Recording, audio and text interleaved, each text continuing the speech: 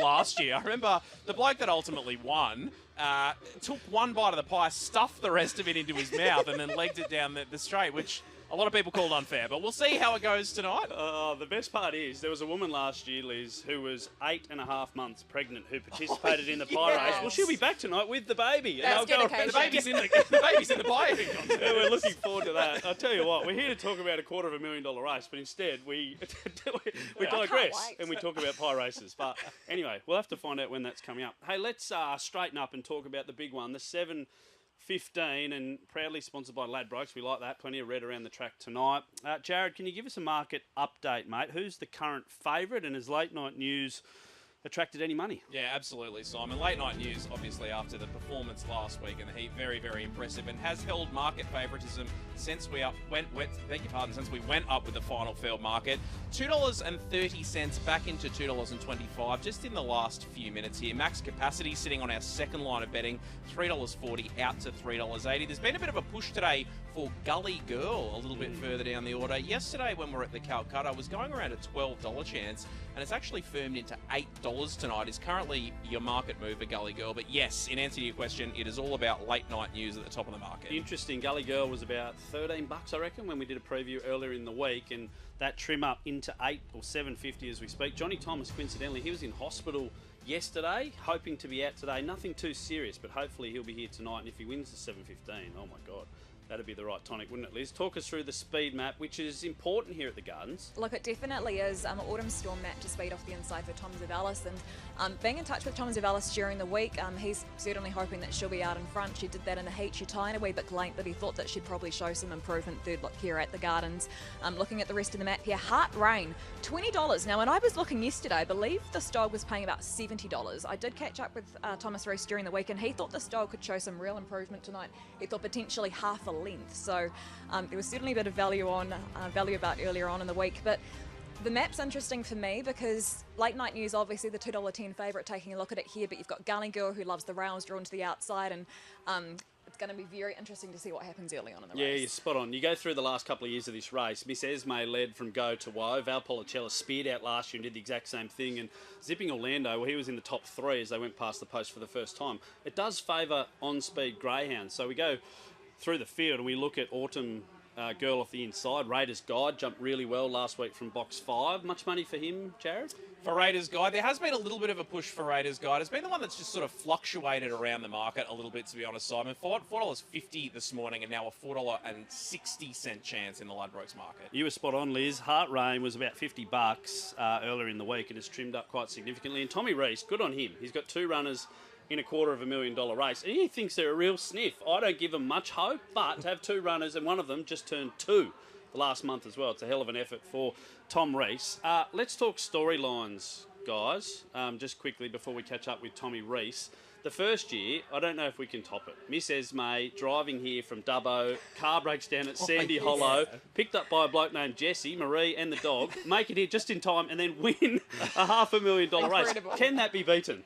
I don't think so. No, absolutely not. It's all downhill. I don't have anything else to say, to be honest. No. Well, Vinnie Finn, I remember, was singing Sweet Caroline 2 years ago while the photo finish was going on. She was so confident that she was going to win. So this race always delivers. We spoke about Tom Rees having the 2 runners in the 7:15 final. Mick Cowley caught up with him a little bit earlier on. Tom Rees, first of all, congratulations, 2 into the final of a big race. You must be over the moon, mate. Oh, the world's richest staying race, and I've qualified 2 pups, 24 months old. Just started out their staying career. Couldn't be happier. Tonight's a bonus just to be in the field against top dogs and see how we go. And I guess, as you said, it is a bonus. What were having a throw at the stumps to start with, but with the expectations that 1 may get through, 2 may get through? Always know the talent's there, natural talent. Their mum was a great chaser. They're bred in the purple. Aston Ruby's throwing strength, so what they showed over at Wentworth Park and their run homes, not too many dogs can do those times. So it was just, can they carry that brilliance up to the 700 metres? And they've done it with these. After the race, they're jumping back to the van, and the next morning they're out in the paddocks burning them up. So it's such a pleasure to train these 2 dogs. We'll start with Winifred Nora, mate. She just kept giving last week, didn't she?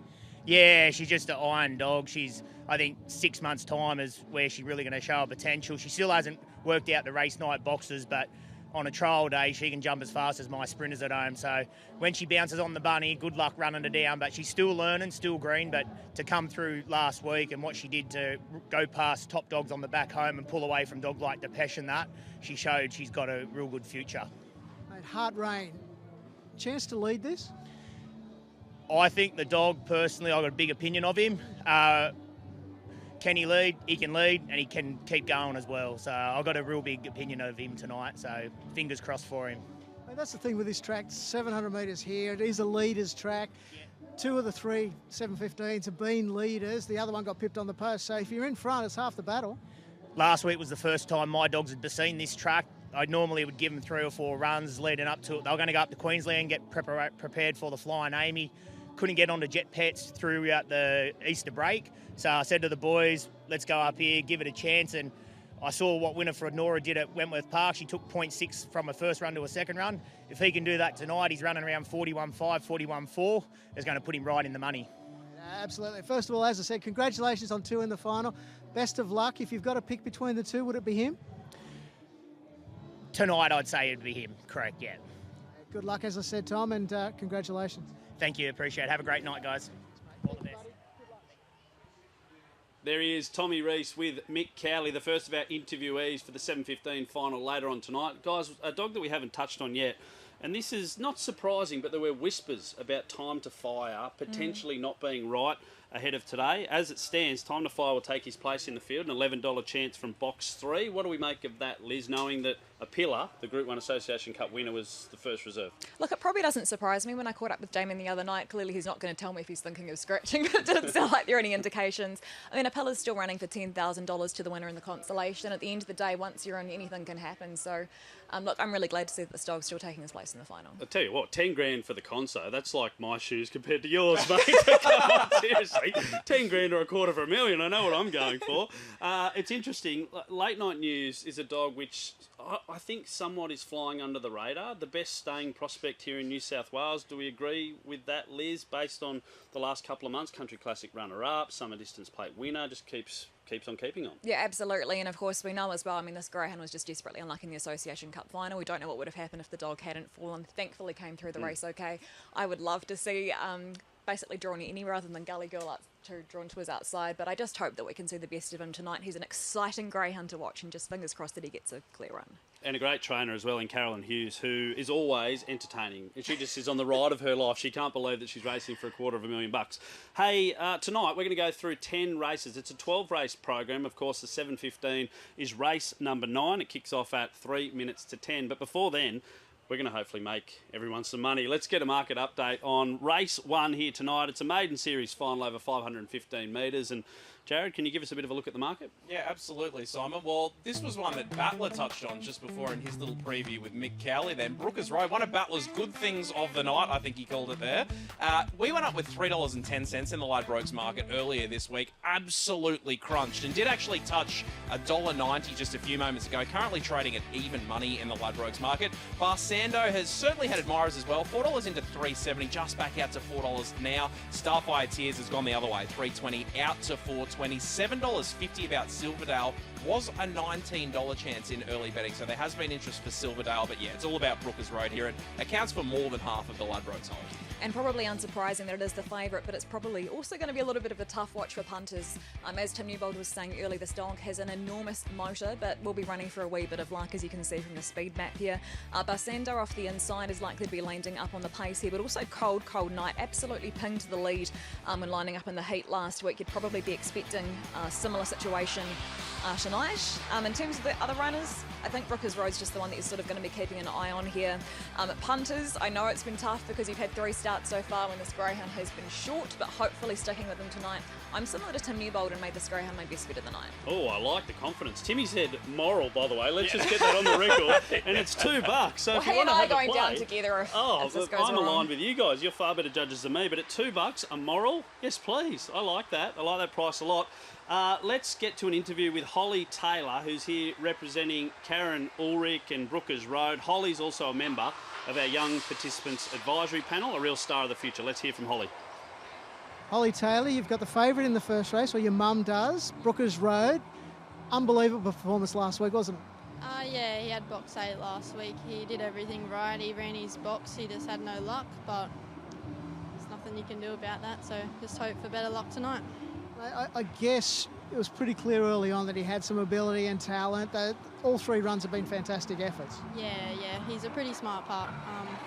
He's got a lot of ability, but he has a few issues with his racing style. He's not coming out the best at the moment, but hopefully he learns, and with a bit of experience he might become a handy dog. So Was that first look at the track last week? no, he had 2 or 3 runs down here. We had him set for the Robert Smith back in February, and then he broke down, so this was never planned. So it's just he'd already been here, so we thought we might as well try and win a maiden down here with him. So Absolutely. Box 3, how does that sit? probably not too bad. Drawn closer to the rails. Hopefully he uses it tonight, and just need luck. Can he jump on the bunny? He probably can. He had a jump out through the week, so hoping it works, but whether it does or not, don't know. Good luck first on a big night. Thank you, need it. Thanks, Holly. Cheers. Good luck. Oh, look at that. A beautiful shot of the moon. Well done to our producer out the back, Brad. Excellent stuff. Hey, look at these tips. Barsando on top from Brookers Road, Cold Night, and Starfire Tears, another one off the production line for Mickey Ivers. It's interesting to hear Holly say box 3 isn't too bad, but as we speak, it was 2 into $1.95 and back out to $2. At what price do you start thinking it's a bit too short, Liz? For me, if I was pricing the market, I'd probably rate the dog about $1.70 chance. So I think at the moment you're still potentially getting some value with this Greyhound. I love that. Meat on the bone. Thanks, Timsy. Let's work our way through the runners. And Barsando on top for Tony Mason, box number 1. Kennel mate of Honk Honk, who's a pretty talented greyhound. She's so little as well. When you see her out there, she's only about 23 kgs. I think box 1's definitely going to help her. Last week in the heat, she was up in the pace early, then she was terminally checked. It was a huge run to even qualify, and I think she's got to be included off the 1. Mrs. Minerva in box 2, 3 career starts have all come here at the Gardens, a daughter of Feral Frankie. Stuck on well without Reva really looking like winning last week. I think this one's probably going to need everything to go away to be a chance tonight. Brookers Road, we've already heard from the kennel. Heavily back last week, went under at $1.70. A half-brother to Richmond Derby winner, Go Bears. Hopefully just got to keep following this greyhound tonight. We've talked about Barsando, who's little. This one's pretty big. Brookers Road is around the 35 kg mark, and hopefully he gets luck in the running. Tell you what, Cold Night opened at $3.40, out to $6.50. Was as big as $7. The fastest qualifier through the heats last week, Liz. Could be the Omen bet as well, although I've got to say I'm not as complaining as much about the Cold Night as the boys next to me. But yeah, super impressive last week. I'd expect him to be leading the race as well. Shots fired already in race number 1. Starfire Tears, I mentioned this production line, the Tears line, they just keep producing really good dog after really good dog, but can be a little bit enigmatic. I think that's fair. I think that's fair as well. She's another one who can probably begin okay. There was trouble last week. She was able to capitalise. If a situation like that happened again this week, then yes, but I'm not sure if she'll be able to beat some of the other ones in this. Sit in Silence is interesting. 11 starts, 6 runner-up finishes, but a price of 100 to 1. And while I respect the greyhound being in the race, that might be sort of reflective of the greyhound's chances. Yeah, fair enough. I hear what you're saying there. The 7 Indigo Pearl, PB time in the heats, but can't see how she gets up. Do you agree? I do agree, although I probably prefer her at odds. Didn't get all favours in the heat, and I thought she worked the line okay. And the 8 Silverdale, slowest first section, slowest qualifier, box 8 as well. Look, and she certainly didn't have all favours in the heat, but to be fair, the other runners in her heat also didn't and finished closer than this one did, so probably a place chance here. All right, you've started strong, Liz. I'm with Brookers Road, as is Tim, the battler Newbold. Liz, what about you? Let's go with Liz's lock. How about that? I do like alliteration. I'm with Brookers Road as well, so we're all going down in the ship together, or we're all going to be heroes after this. Oh, we like that. Jared, a market mover, please, for Ladbrokes. It's Brookers Road here, Simon. Back out to $2.15 now, but just the sheer weight of money and how well she's been backed all week, Brookers Road is the Ladbrokes market mover. Beautiful stuff. They're only 20-odd seconds away from moving in. A shot of Barsando there. We should check in on Honk Honk, a dog that has so much potential and has been off the scene for a month after that spill at Wenty Park, but we understand that Honk Honk's on the way back to the track. They're moving their way in behind the boxes here at Ladbrokes Gardens. A massive night of chasing ahead. Just over, or just under, I should say, 3 hours until the 7:15 gets underway. Here we go for the first. Phil Roberts, we throw over to him to call the action for the first tonight. Race 1. Barsando comes up. Brookers Road, Starfire Tears, Indigo Pearl, Silverdale the outside, Sit in Silence, Cold Cold Night, and Mrs. Miniver. We are just about set to go.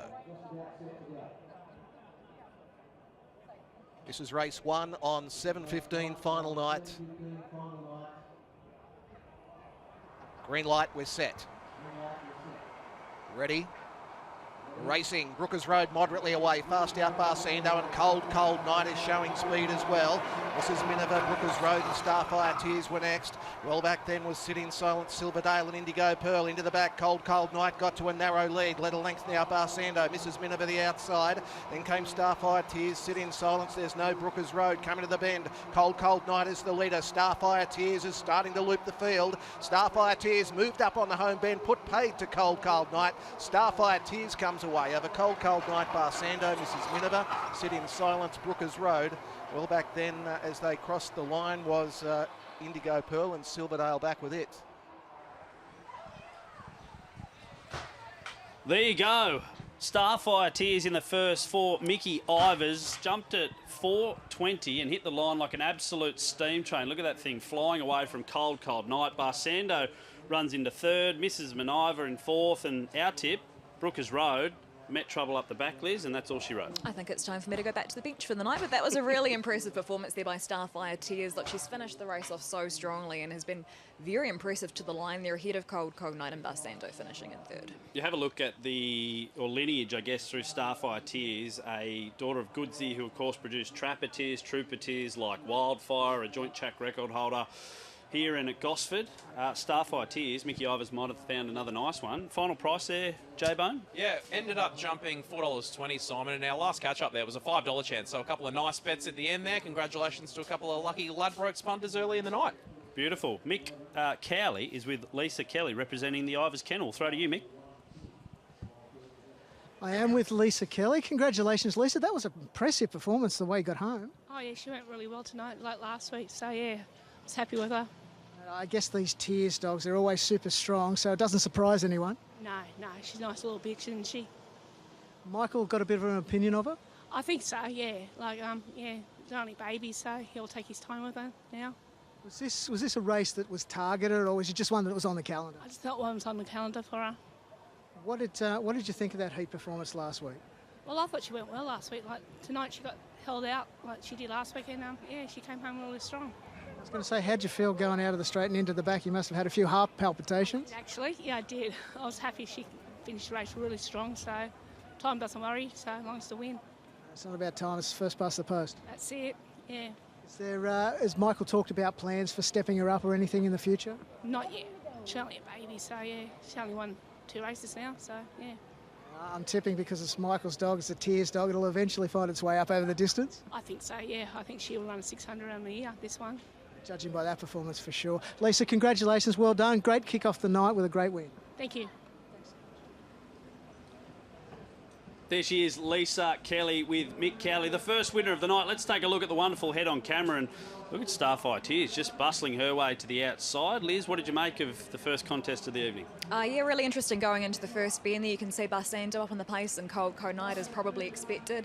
Starfire Tears using up a bit of the track and certainly not afraid to sort of throw weight around a wee bit there. The 27 kg bitch, but that's been a terrific performance. Favourite punters as well. You could see mid-race Brookers Road fairly away as expected. Then he has found trouble during the race, not once but twice, which doesn't help.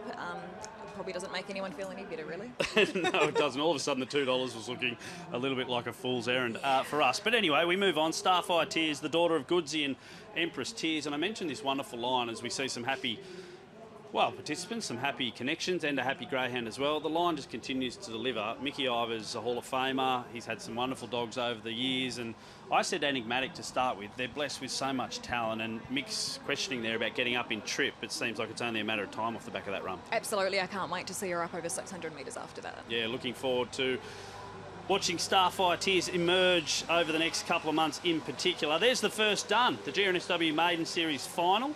One and done. The next race coming up is the Mark Hughes Foundation 0-2 win. We'll take a quick look at this, Jared. Can you give us a market update for the second here at the Gardens? Another very, very well-backed favourite here, Simon, in Canya Celeste. Our Ladbrokes bookies went up with $1.90 earlier in the week, currently trading at $1.75, and it's another one that accounts for more than half of the Ladbrokes hold.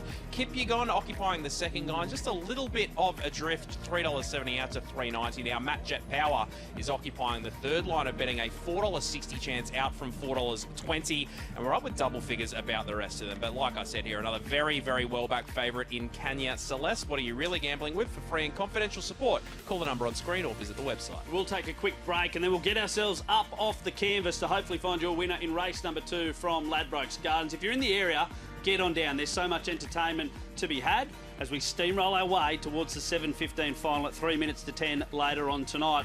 We'll talk to you in a bit.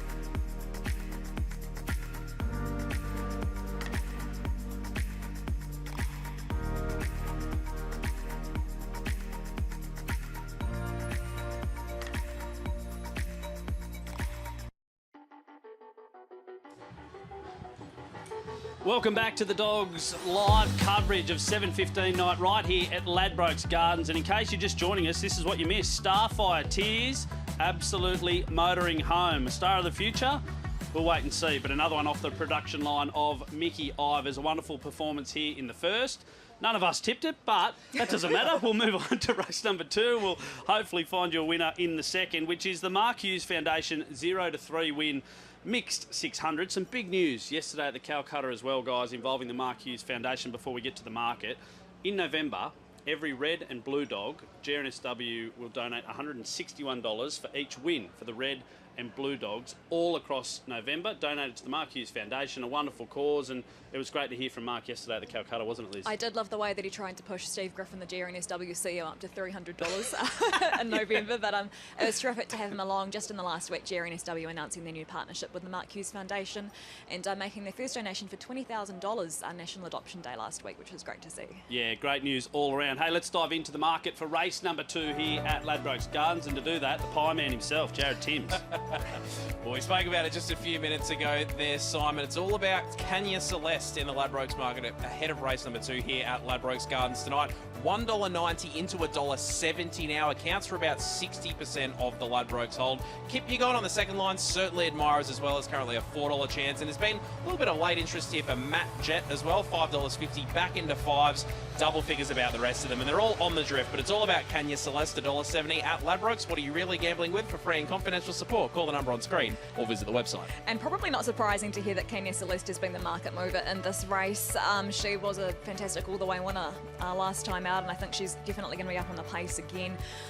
Box 4, with that being the case, probably not too much of an issue. State Elect also mapped there to be up on the pace, and that was the case last time out. Did begin well, this Greyhound, but then was just sort of fair for the rest of the race. So should show some early pace, but I think Kenya Celeste's got the strength to go all the way here. We're just over 5 minutes away. Let's take a look at who the dogs are selecting for race number 2 here tonight at Ladbrokes Gardens, and we say thank you to our Ladbrokes audience who are joining us across their live channel, number 2 on the Ladbrokes app. There you go, Kenya Celeste on top. Kip Yagon, interesting story behind Kip Yagon. I'll tell you more about that in a minute. Matt Jet Power and Blue Sue. That's who the dogs like ahead of race number 2. Let's have a look at race dog number 1, I should say, Blue Sue for Harry Sarkis. Slow early typically. That's not really good on a bend start, is it, Liz? No, definitely not ideal. And going through recent box draws, it's box 1 or box 8, and today she comes up with box 1 again. Did finish third 2 starts ago, but it was sort of a distance third. I think she might find a few too tough here. Dog number 2, I mentioned it, Kip Yagon for Shane Hill, named after Faith Kip Yagon, the Kenyan 1500 metre world record holder. She ran second to Kenya Celeste 2 weeks ago here. Didn't have a lot of luck early, but the ownership love a bet, so maybe watch the market. That was exactly what I was thinking. Of course, Bradley Canty and the ownership here of Kip Yagon. I thought that she was the main danger to the favourite, and the market probably reflects that. She has had a couple of other runs over 600 metres. Can be a little bit of a tricky starting position, but I did really like that run for second last time out. Hits the line well. And I think that she could be right in this potentially. Dog number 3, Vito's Poolish. Looks a little outclassed and outmatched tonight. I do think that's probably a fair thing to say, paying around $11, $12 mark. She's also had a few 600 metre races early on in her career. It was a decent run for third at odds last time out, but I think she might find a few of these too tough. The 4 in our current favourite, $1.70 in from an opening price of $1.90. Kenya Celeste, I mentioned the race 2 weeks back. She flew out, didn't she?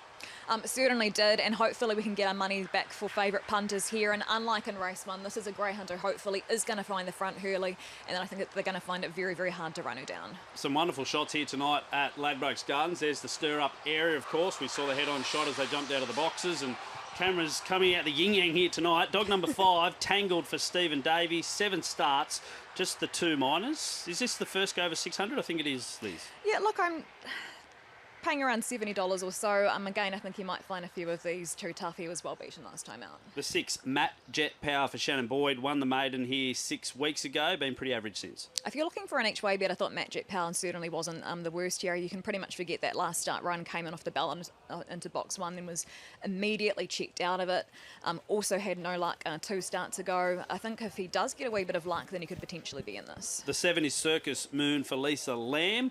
Coincidentally, almost bumped into Lisa in the car park. It was jam-packed. She was walking a dog to empty it, and I nearly ran Lisa over. So thankfully she's out here and looking $1 million. This dog's raced over different distances, different tracks, and hasn't really been close to winning.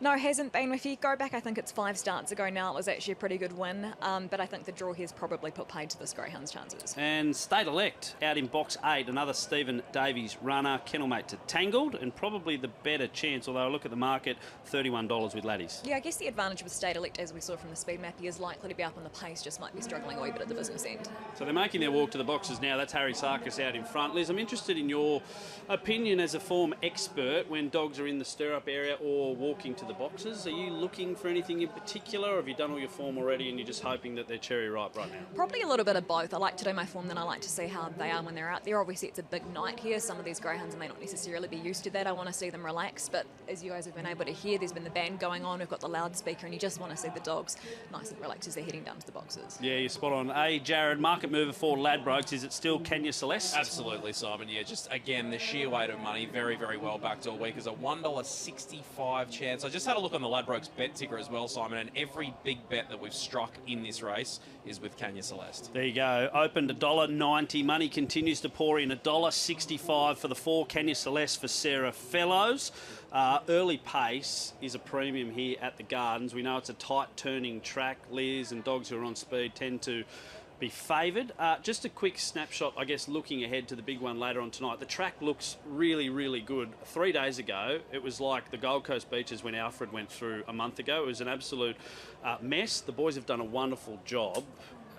What do you think about the state of the surface? I totally agree. The track's a picture. I saw some of the photos from earlier on in the week. A huge credit to the track team here. They've done an outstanding job getting it up to scratch tonight. Yeah, they sure have. They've been working around the clock over the last couple of days to get this track ready for the 4th edition of the 7:15. I mentioned some of the storylines for the big race earlier on tonight. Miss Esme, we heard that remarkable story with Marie Smith. We talked a little bit about Minnie Finn dancing around with Zipping Orlando. Valpolicella was the story of last year for Tony Zammit and Sandro Baccini, a dog who not usually blessed with early pace, but anyone who was here was almost gobsmacked when she absolutely launched out and ran them into the ground, didn't she, Jared? I think she broke the track record that night too, didn't spot she, on, Simon? still So it stands. was excellent, excellent performance. Hopefully we see something like that in the Ladbrokes 7:15 again tonight. Yeah, it's an interesting point.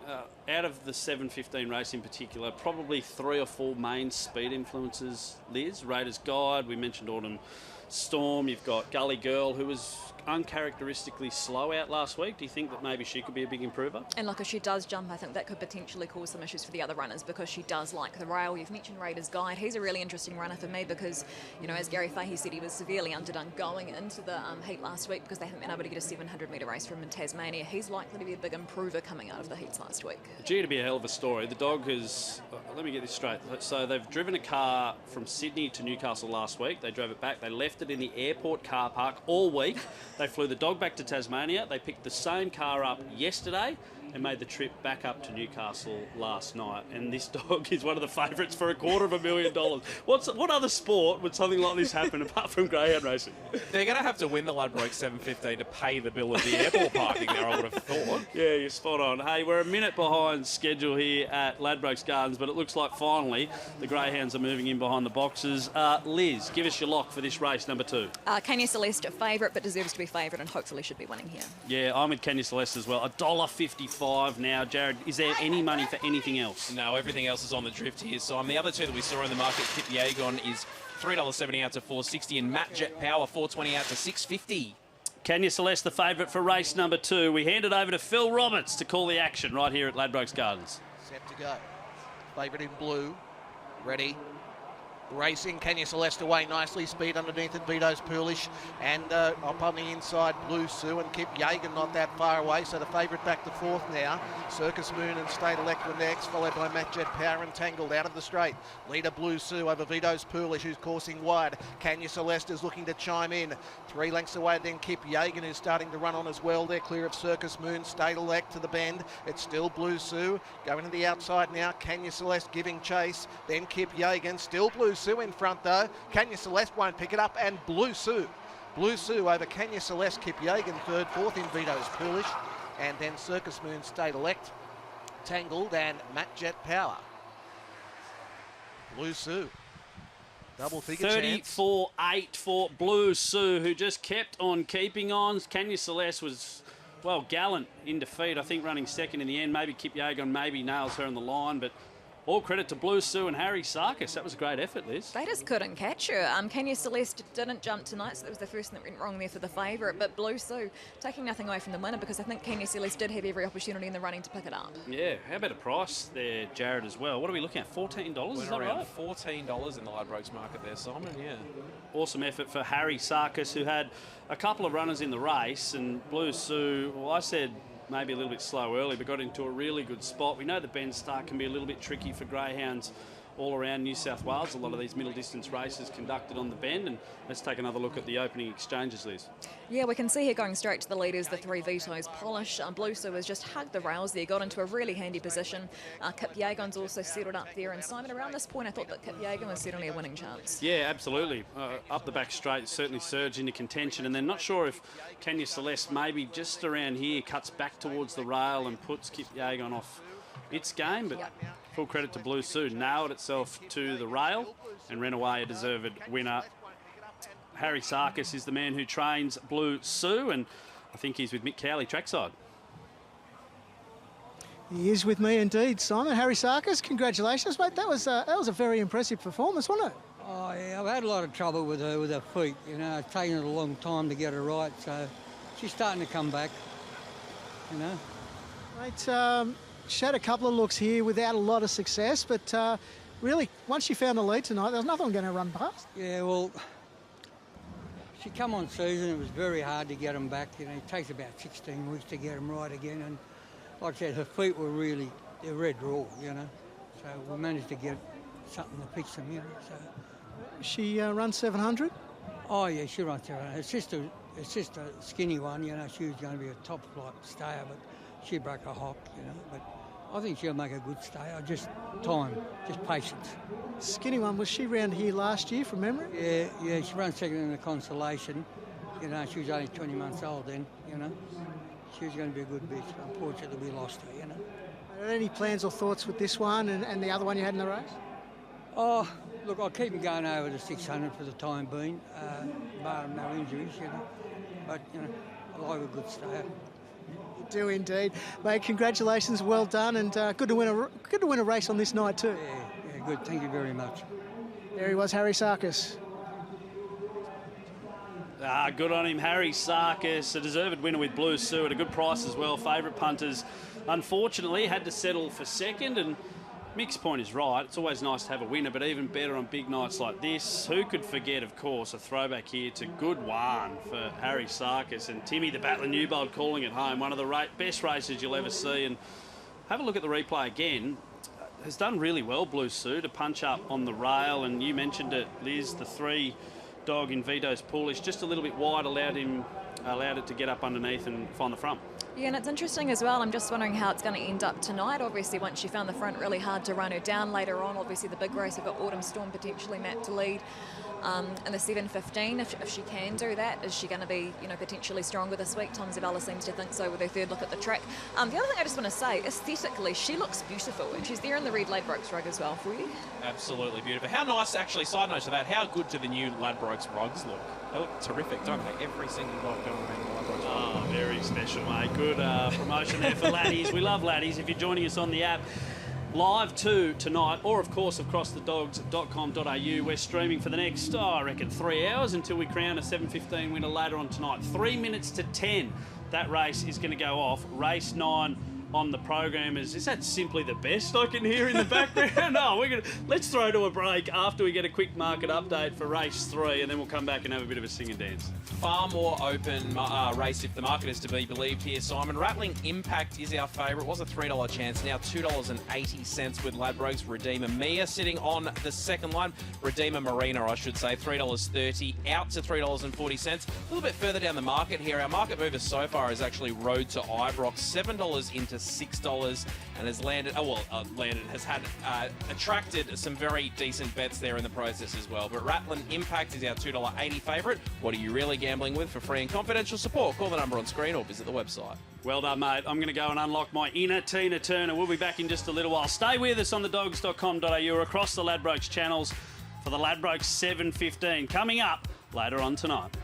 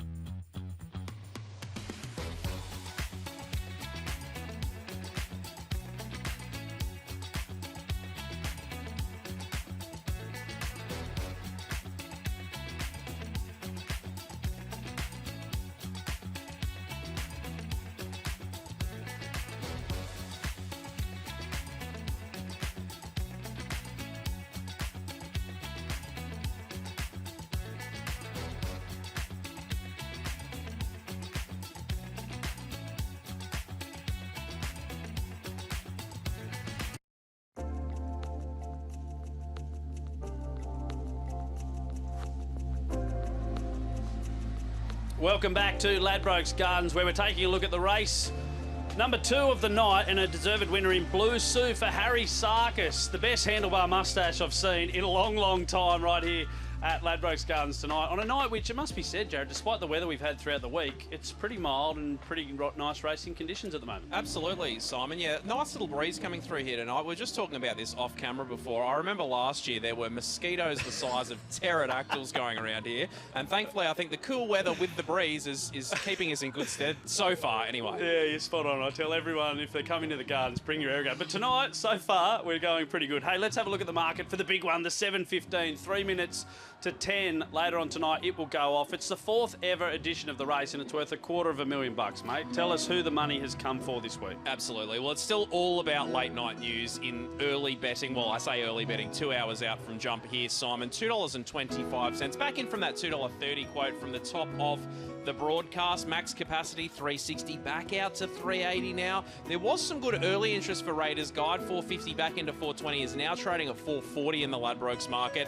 And Gully Girl is actually now our Ladbrokes market move. We spoke about this yesterday. I think at the Calcutta, a $13 chance. 12's into $8 on race day. $8.50 about Autumn Storm, and huge odds about the rest of them. But late night news, currently leading your market here for the Ladbrokes 715 at Ladbrokes. What are you really gambling with? For free and confidential support, call the number on screen or visit the website. Compelling market for the Ladbrokes 715. I'm a little bit concerned, J-Bone, because I saw your preview during the week. We both tipped Raiders Guide. So if you're on Raiders Guide, please, God, give us a hope tonight. We want the Taswegian to hopefully get out in front and just go, go, go. Hey, Max Capacity, another Greyhound who's come from interstate to take part in the 715 series. While here, he's in the care of Peter Lagaggiani, and he caught up with Mick Cowley a little bit earlier on. Peter Lagaggiani, Max Capacity in the final of the 715. Mate, how's the week been for him? Yeah, had a great week. He's worked well at home. Touched base with Lewis Clay from Western Australia, who flew in today, so to watch the race and be by our sides and give the dog a bit of a pat on the head this morning. And yeah, look, he's had a good week. He pulled up good from last week, and we're just hoping for a bit of luck in running. What did you make of last week's run? Because a lot of people have said they expected him to just go past the leader, but just didn't seem to have that late zip like he did in the heat of the Association Cup. Yeah, look, he pulled up a little bit flat from Wentworth Park, and he pulled up a little bit of a kidney infection. So we got on top of that now. He's right for tonight. We know he's right for tonight.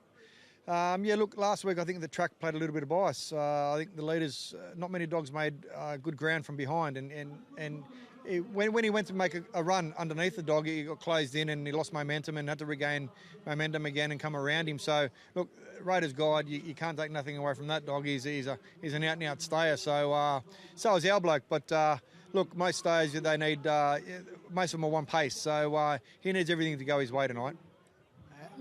I know where you'd like him to be, but where do you think he'll be, say, heading up the back? In front, we hope. That's where we want him. Look, I think he'd be a tough nut to crack if he's in front. Look, he's an out-and-out stayer, and look, I've only had him for 5 weeks, whatever it's been now, and he's just a tremendous, tremendous dog to train, and he's so beautiful at home. And look, whatever he does tonight, I think he's going to go on leaps and bounds, this dog, in the staying ranks. So I think they've only scratched the surface with this dog. Mate, good luck tonight. It'd be nice to see Peter Lagaggiani win another big one. Yeah, look, I just want to give a big cheerio to Peter Cameron back home in Western Australia, where Lewis Clay's from. And look, Lewis has done the hard yards with the dog and flown today just to be with us. And mate, I hope we can just do it for them two guys and the rest of Western Australia. Congratulations on getting this far, and good luck. Thank you. Cheers, guys. Buddy.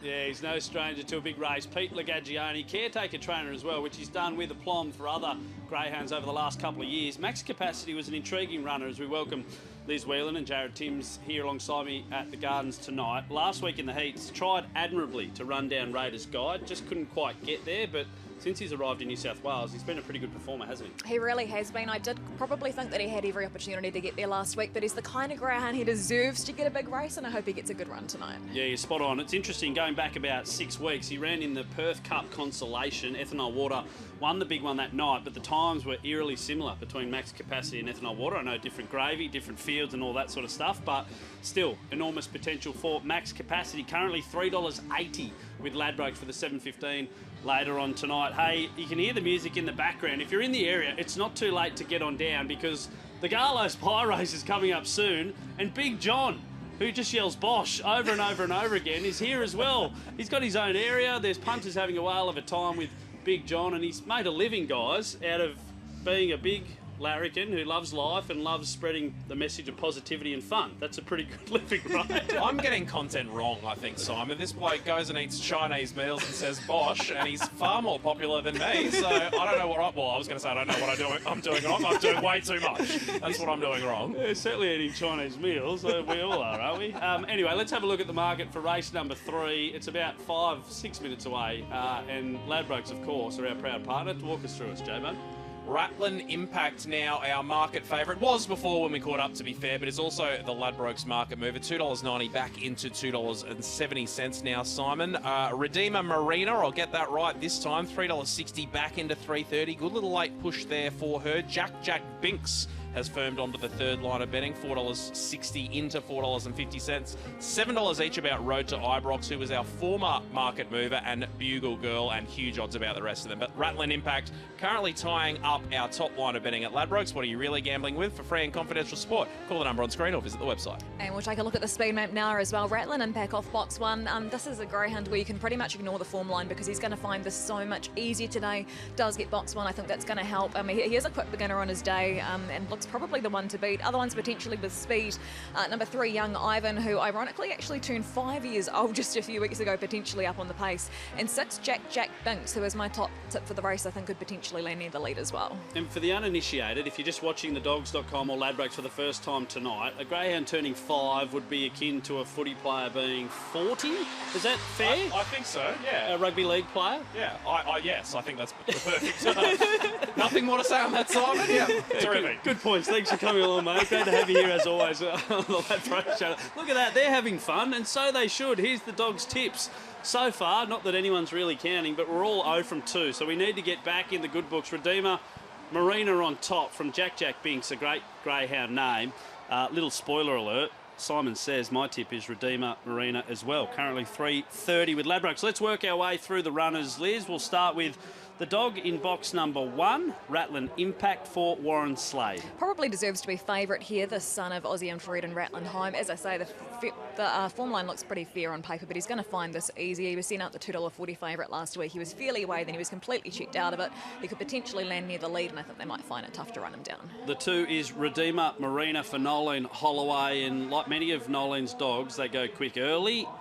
And I say if he can clear the red, I think he's a really good chance. Absolutely agree with you. He's another one who's going to find this easy in his recent assignments. Another one who could be up on the pace along with the 1 Ratlin Impact. The 3, Young Ivan, opened at $18 out to $23. You mentioned it, 5-year-old going around for Alan Woods. Yeah, notwithstanding his age, he's still going really good races. All races since the 19th of July last year have actually been over the 400 metres here, so certainly well versed at the trip. The 4, Road to Ibrox for William Dance, or Billy Dance as I know him, opened at $6.50, got into $5 at one stage and now out to $8.50. I thought it was quite a nice run last time out, stuck on really well for second. His last one did come here over the 400 metres a couple of months ago. Box 4 though, not ideal. What about Bugle Girl for Blake Moroney? Been racing over further, so could be strong late, but hasn't won for a few months. Yeah, look, I agree. I think back to 400 metres tonight could potentially help this Greyhound, and she's another one who will probably find it a little bit easier, the class of company this evening. The 6, Jack Binks. We can only assume a Star Wars fan somewhere. Am I right? Star Wars or Star Trek? No, Star Wars. Star Wars, correct. okay. I'm not going to try and expand on that one. Yes. We need a Trekkie or a Star Wars enthusiast out there somewhere to tell us. I'm sure it's Star Wars. Anyway, I like the name. Returns for a spell, and stats here are pretty good, Liz. Absolutely. Look, he was sent out the $1.90 favourite last time out. He was checked back early. You can pretty much forgive that run. But this dog has a great turn of foot. All he needs is an ounce of luck. He's got terrific track sense, and I think he's the one to beat. Much money for Jack Binks, Jared?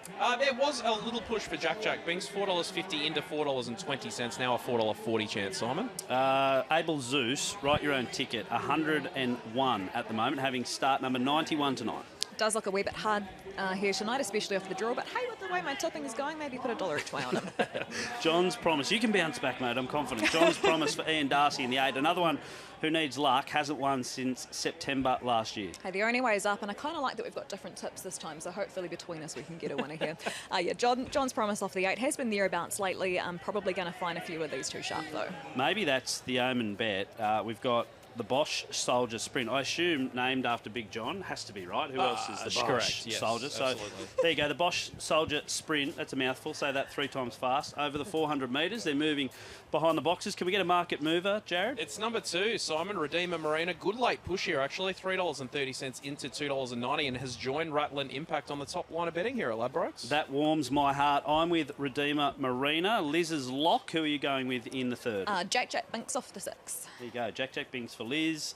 Redeemer Marina for me. The dogs are with Redeemer Marina as well. And there Redeemer Marina is on screen. Beautiful looking white dog with the black markings on the face there. There's Ladbrokes, the wonderful partner of this amazing race, which is in its 4th year tonight. The Ladbrokes 715 I mentioned. It's $250,000, the world's richest distance race, and continues to deliver storyline after storyline. We're about 2 hours away from crowning the 4th ever winner of this wonderful race. But this is race number 3 at the Guns, 30 seconds away from a jump.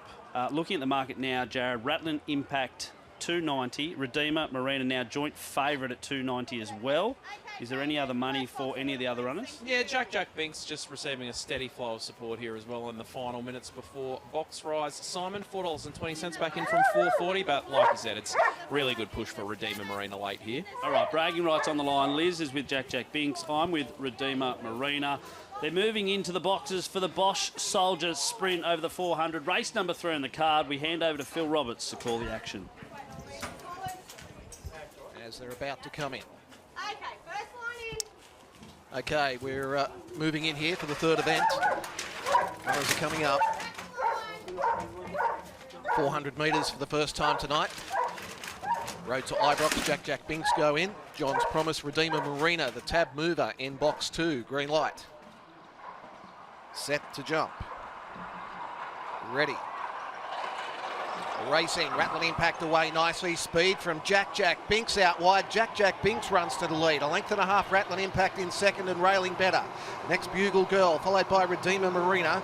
Well back as Road to Ibrox with Able Zeus, John's Promise, and back at the tail, Young Ivan to the bend. Rattling Impact rail through. Jack Binks isn't done with yet. Rattling Impact in front. Jack Binks lunging. Didn't get there. Rattling Impact narrowly over Jack Binks.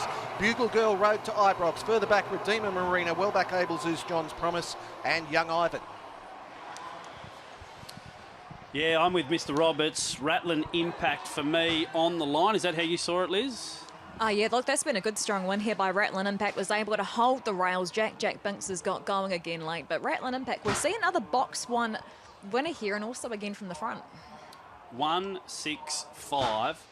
And we'll see who runs into the frame for 4th. But great start from your tip, Jack Binks. And then just up the back, maybe just wanted to use a little bit of the track, and that's where Rattling Impact made its move to get up on the rail. It looks like Road to Ibrox has run 4th for Billy Dance. So 1, 6, 5 and 4. It was the favourite from the majority of the pre-race and jumped really well. And this is where the race was won about now, punching up underneath your tip. Yeah, look, that hurts a little bit from a tipping perspective, but that's been a terrific performance here by Rattling Impact. Off the one, just seemed to really enjoy it. Jack Binks, again, to be fair, did have every opportunity here. He's in a nice position here, rounding the turn. He's hit the line well, but Rattling Impact away and gone. Again, we see box 1, as I say. I went up into the stand earlier to get into some warmth, also to try and find some trainers. I found Tons of Alice, who's got Autumn Storm. He actually hasn't booked accommodation yet tonight. He's seeing how it goes, seeing how the dog goes. He's going to wing it, if it goes well or not. So, yeah, but she's, again, box 1. We'll see. I like that. I'm just not going to book accommodation, and if I win, I'll book the penthouse of whatever place I want. Thank you very much, because I've got $250,000. So I'll just stay wherever I like. Caviar for tea, or he'll be driving home through the Macca's drive-through if Autumn Storm can't get up from the one. But again, you mentioned it. You hit the nail on the head. We know the Gardens favours on-pace runners. It's a tight-turning track, and already we've seen 2 dogs from box 1 get up, and hopefully our man Mick Cowley can try and track down Warren Slade or some connections to talk to the winner. Rattling Impact, the price $3.10 with Ladbrokes, and Jack Binks runs into second. Here we go. Mick is joined with the connections for Rattling Impact. I'm with Shane Doherty, who handled Rattling Impact tonight. Mate, that was a pretty impressive performance. Missed the start a fraction, but really punched up. Yeah, he goes well. He's just got to get the rails running, and that's it. Boxes are the key over that 400, aren't they? Yeah. No, he goes all right off that one sometimes, but Sometimes he misses it and sometimes he doesn't, you know. But tonight he went well. I'm real happy. What were you thinking up the back when the 6 certainly came alongside? Looked as though it was getting in front, but he pushed again. Yeah, he kept on going. He's a hard chaser, actually. He showed that the whole way. Again, the 6 came at the line, but he just stuck his nose out. Yeah. No, I'm real happy, you know, for Warren anyway. You know, Warren's an old trainer, mate. He's been around for years, and I'm glad to see he wins the race for me, mate. Especially on a night like this. Yep. No worries. Congratulations, Shane, and good luck to Warren. Yeah, thank you very much. Shane Doherty there with Mick Cowley, and Shane over the moon, and so he should be. A great win from Rattling Impact. And just a side note, he hasn't had a lot to cheer about the last few years, Shane. He's a West Tigers fan, would you believe? So this is going to be a real feather in his cap tonight. And we watch this replay again. I can't help but feel if Jack Binks had found the fence, it's the winner, but it didn't. Rolled off, and Rattling Impact drove up underneath. And Bugle Girl at around $8-9 ran a pretty good race in behind for third. Yeah, she's done a really good job there, sticking on for third, and with the 4 Road to Ibrox finishing in fourth. But Rattling Impact, I do like seeing dogs that are, you know, brave. They're not field shy. He's happy to hold the rail. He's happy to hold his own, and he's just been too good. Yeah, and it is difficult. We mentioned the bend starts at 600, 400 here. You can see the dogs just crashing across, and if there is any trepidation going through that first bend from the inside, that's what happened with Redeemer Marina. Missed the start and just got clogged up in behind. It was all over, bar the shouting. But there you go, Rattling Impact on the line. Just noses out, Jack Binks. Bugle Girl finished third, and Road to Ibrox fourth for Billy Dance. 3 races in the can. How many have we tipped, team? There's a little bit of room for improvement, but we've got a few more races to go. That's the good news. I haven't started tipping yet, so don't put me into your group. Thank you. Don't tar you with our terrible brush. Hey, we're just working our way towards the 7:15 later on tonight. Some more exposed form coming up in the next couple of races. Not just the 7:15. There's a nice staying race, Liz, that you alluded to in race 8 on the card, where the likes of Apilla and Lady Wilson will go around as well. Looking forward to that. Yeah, really looking forward to that one. Obviously, Apilla was first reserved for the 7:15. She's got a vacant box 5 to her inside as well tonight. I thought she was a really good chance. I think paying around $3 something last time I checked. I think that might be correct. I don't have that No market in front of me right now, Liz. Sorry. Come on, mate. What are you doing over there? One job, seriously. When you find the price, you let us know. Interesting, another great yarn. Damien Smith coming across from South Australia. He did it for the Association Cup a month ago. He won the Group 1 with a pillar, and now he's come back for the heats and final. I think 26 hours round trip for the team, and they stop off at Wagga and try and pinch a race as well. Liz, they do still travel, even though we haven't had any Victorians in the series. They will come for this race. It's quite remarkable, and when I spoke to Damien about it earlier on in the week, you know, he said the dogs are good travellers, but I said, how is it for the human side of things? Because it's a really, really long way, right? Like for humans to be driving that length. But, you know, when you're actually jagging a big race, that certainly helps with the trip home. Oh, of course. Lots of Red Bull, lots of lollies, maybe some pies and some terrible Chico rolls. Imagine the Bain Marie Chico roll halfway across Australia. Oh, my God. Let's hear from a big contender in the 7:15 later on tonight. It's the favourite late night news, and Carolyn Hughes caught up with Mick Cowley a little bit earlier on. I'm joined by Caroline Hughes, who has late night news in the final of the 7:15. Caroline, how's the week been for yourself and for late night news? The week's been good for both of us, yeah. He's just done his normal routine, had his midweek trial, and yeah, he's happy to be here. Tell me, I know a lot of us looked at that run in the heat and thought, wow, did you think the same? Yeah, it was a good run. I mean, I know what a big finishing motor he's got on him, so if he's given any airspace at all, he can let loose midway. I guess that's the thing with this track. It's a noted front runner stayer sort of track. Yeah, this race has been won by a few front runners, but there's a lot of speed. There's a lot of back markers. It should be a thrilling contest, and you'll be one of them. Yes, exactly. You've got to be in it to win it, they say. So here we are. Tell me, what are the nerves like? You've been in a few Group 1s lately. I think one in Brisbane, one in Sydney, one in Melbourne. This is a little bit different, but what's it like? Look, my nerves are okay at the moment. I'm excited. There'll be once I'm over in the catching pen, waiting for the race to start. Then I'll probably go, oh my God, I'm in like a $250,000 race here.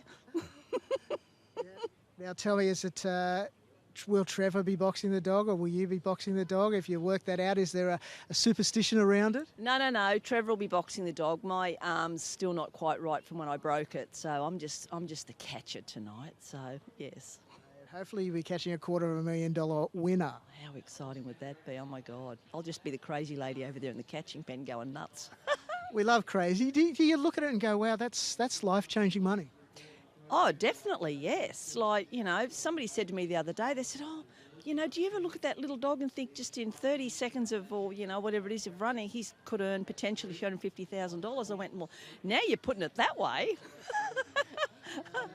No pressure at all. Caroline, he's been a fantastic dog. Where do you hope obviously you hope he's in front, but where do you think he'll be, maybe heading up the back? Look, if he can clear the 8 dog, hopefully those two don't come together at any stage of the game. I'm hoping he just hunts up like he did last week, finds a spot, and then he's just gotten smarter in the field now. So if he sees a gap, he'll take it, yeah. Fingers crossed. Good luck to you and Trevor tonight, and fingers crossed for late night news. Thank you. Carolyn Hughes there with Mick Cowley. Oh, I love her. She's not a novice trainer by any stretch of the imagination, but she's a new face, and I think that's why we're all drawn to her, because she's got so much passion and optimism, and she's always up for a chat. Liz, your thoughts on Late Night News' performances over the last 6 months? Firstly, I totally agree with you about Caroline. She's just a breath of fresh air and one of the great interviewees. I loved that interview last week that you did with her after the heat. Look, I mean, while I've gone with a different runner on top, I think that if he gets the run, he's going to be so hard to beat Late Night News, because he is a brilliant greyhound. Obviously fell in the Association Cup final a few weeks ago. She hasn't had a lot of luck lately, because her other runner tonight, which is lining up in race 6, West Rock Casey, also fell last time. Thankfully is all fine there as well, apparently jumping out of his skin coming up in race 6. But yeah, I think Late Night News gets the run, avoids Gully Girl, going to be very hard to beat. It's a funny question. I've done this millions of times as well. Where do you hope the dog is? Well, obviously 50 lengths in front, right? You only catch yourself once you ask it and say, duh. But Late Night News will have to come off the pace. I guess that's the key. Jared, market update for the 7.15. Yeah, Late Night News still well and truly our favourite here at Ladbrokes. Simon is a $2.25 chance as we catch up right now. Max capacity, 340 out to 380. And that interest for Gully Girl has continued as well. She is our early market mover, 12s into 8s. Johnny Thomas, the trainer, father of Daryl Thomas, if he's out there watching at home with Michelle Sultana, big cheerio to them. We know Daryl likes a punt, so maybe some of that Gully Girl money could be courtesy of Daryl. But Late Night News, I think, deserves favouritism. I guess the query, guys, is coming off the pace. We mentioned off the top, 2 of the 3 winners have led from start to finish, and Nangar Rocket for Dennis Barnes in year number 2 went within a whisker of winning the $500,000 prize at that point in 2023. So Late Night News might have to overturn the pattern to get up later on tonight. But before we get there, plenty of other races, and race number 4 on the program. It's not quite the calibre of the 7.15. It's the Daily Blue Plate for 150-point greyhounds. It's a final, a 5th grade event over 400 metres, and let's get a market update. Well, the upside is that winners all pay the same, don't they, Simon? So Bernardo Beach is our favourite, $2.05, just a little easy out to $2.15. Now, there's been a push for Trickle today. We were trading $4.70 this morning, now $4.50 to sit on the 3rd line of betting. Fascinate Vern is sitting there on the 2nd line of betting, $4.20 out to $4.40. Diva's Delight, $6.50 out to 7s, and double figures about the rest of them. But Bernardo Beach on track to start, a pretty firm and popular favourite here at Ladbrokes. What are you really gambling with? For free and confidential support, call the number on screen or visit the website. Let's have a look at the speed map, courtesy of thedogs.com and Ladbrokes, and Diva's Delight, bit of early pace, Liz. Yeah, look, if we took at the map here as well, I think Trickle, again, we've got box 1 here, but certainly does have box speed as well. We saw 6 heat of this race last week, and he pinged away in his heat. If he does that again from what we've seen tonight, he's got to be a huge winning hope here. Race 4, 6.5 minutes away. Before we get into the parade, the band is blasting it out here at Ladbrokes Gardens. We've got the pie race coming up. We'll have to check when that actually is, because I'm sure a lot of people are looking forward to that. And Big John, he's trackside as well. English influencer who is larger than life in more ways than one. He's having a whale of a time. Guys, question without notice. Karaoke, if you had to get up and punch one out right now, what would be your go-to? I am famously an I Want It That Way man from Backstreet Boys. I've seen them twice in concert. Okay, well, you haven't seen anything yet, Liz, let me tell you. I used to have a photo of them in my wallet growing up, actually. Okay, Yeah, right. that extent. Okay. You're a stalker then. Yeah. Liz. Didn't know that about you. We're learning all sorts of things tonight. Great Yeah, stuff. strong start, this. I like that you say famously. You've done this numerous times. Maybe not around these parts or anyone watching tonight, but once upon a time, famously. Okay, so Newcastle debut later in tonight. Well, yeah, okay, actually. All right. Yeah, it's pretty short odds on that, to be honest. Liz, any favourites if you were to grab the mic tonight and try and entertain the crowd? Absolute Madonna Like a Prayer. Don't even have to think about it. What about you, Simon? Yeah, Chop what about suey man, System of a Down? I ooze chop suey Something from the angry. vibe, don't I? Yeah, System of a Down or Rammstein or something. There they are. Look, having a whale of a time. I always forget the name of this band. They're here each and every year. Jelly Bean Jam. Oh, yeah, that's right. They're outstanding. Yeah, I know. We had Knowles, he was here year one. I tell you what, he was in the centre of the track, which thankfully wasn't rain doused, but he was just putting on a show. And these guys, they've done the last couple of years. And look, some young punters, some older punters, hopefully some lucky punters. We've been luckless so far through 3 races, but hopefully we can turn that around race number 4. Let's dive into the parade and talk a little bit about these dogs. We'll start with the one in Trickle for Matt Finlay. Flew out in the heats, Liz, from box 3. Now he's got the red. I think he just needs to repeat the dose to be a big chance. I totally agree with you. While it was only 22.84 and not the quickest of heats, he did everything right, and I think that's the key. He's going to enjoy being in box 1. He's got the potential to lead, and he's a massive winning hope here. There he was on screen as well in the stir-up area. The 2 Divas Delight for Stephen Heggs, daughter of Aussie Infrared, who was a good winner at Track and Trip last week. Yeah, and she had the quickest first section in her heat last week as well. She went 22.75 and winning. It was narrowly beaten 2 starts ago as well, but she stuck on really well. She's going to chase hard to the line, and another one who could be up on the pace here. And if you saw race number 3 from the 400-metre boxes, early pace is almost a necessity. The 3 Bernardo Beach for Len Haring scorched across from a wide draw last week, smashed them up. When I look at my notes here, which are very hard to read with my own writing, I've crossed out Bernardo Beach here in terms of my top pick, but I do think that he's a really good chance. He looked a winning hope mid-race 2 starts ago, then he was checked, he was unlucky. Last week he began the race well. He's a strong chaser. He won in the quickest time of the heats of 22.58.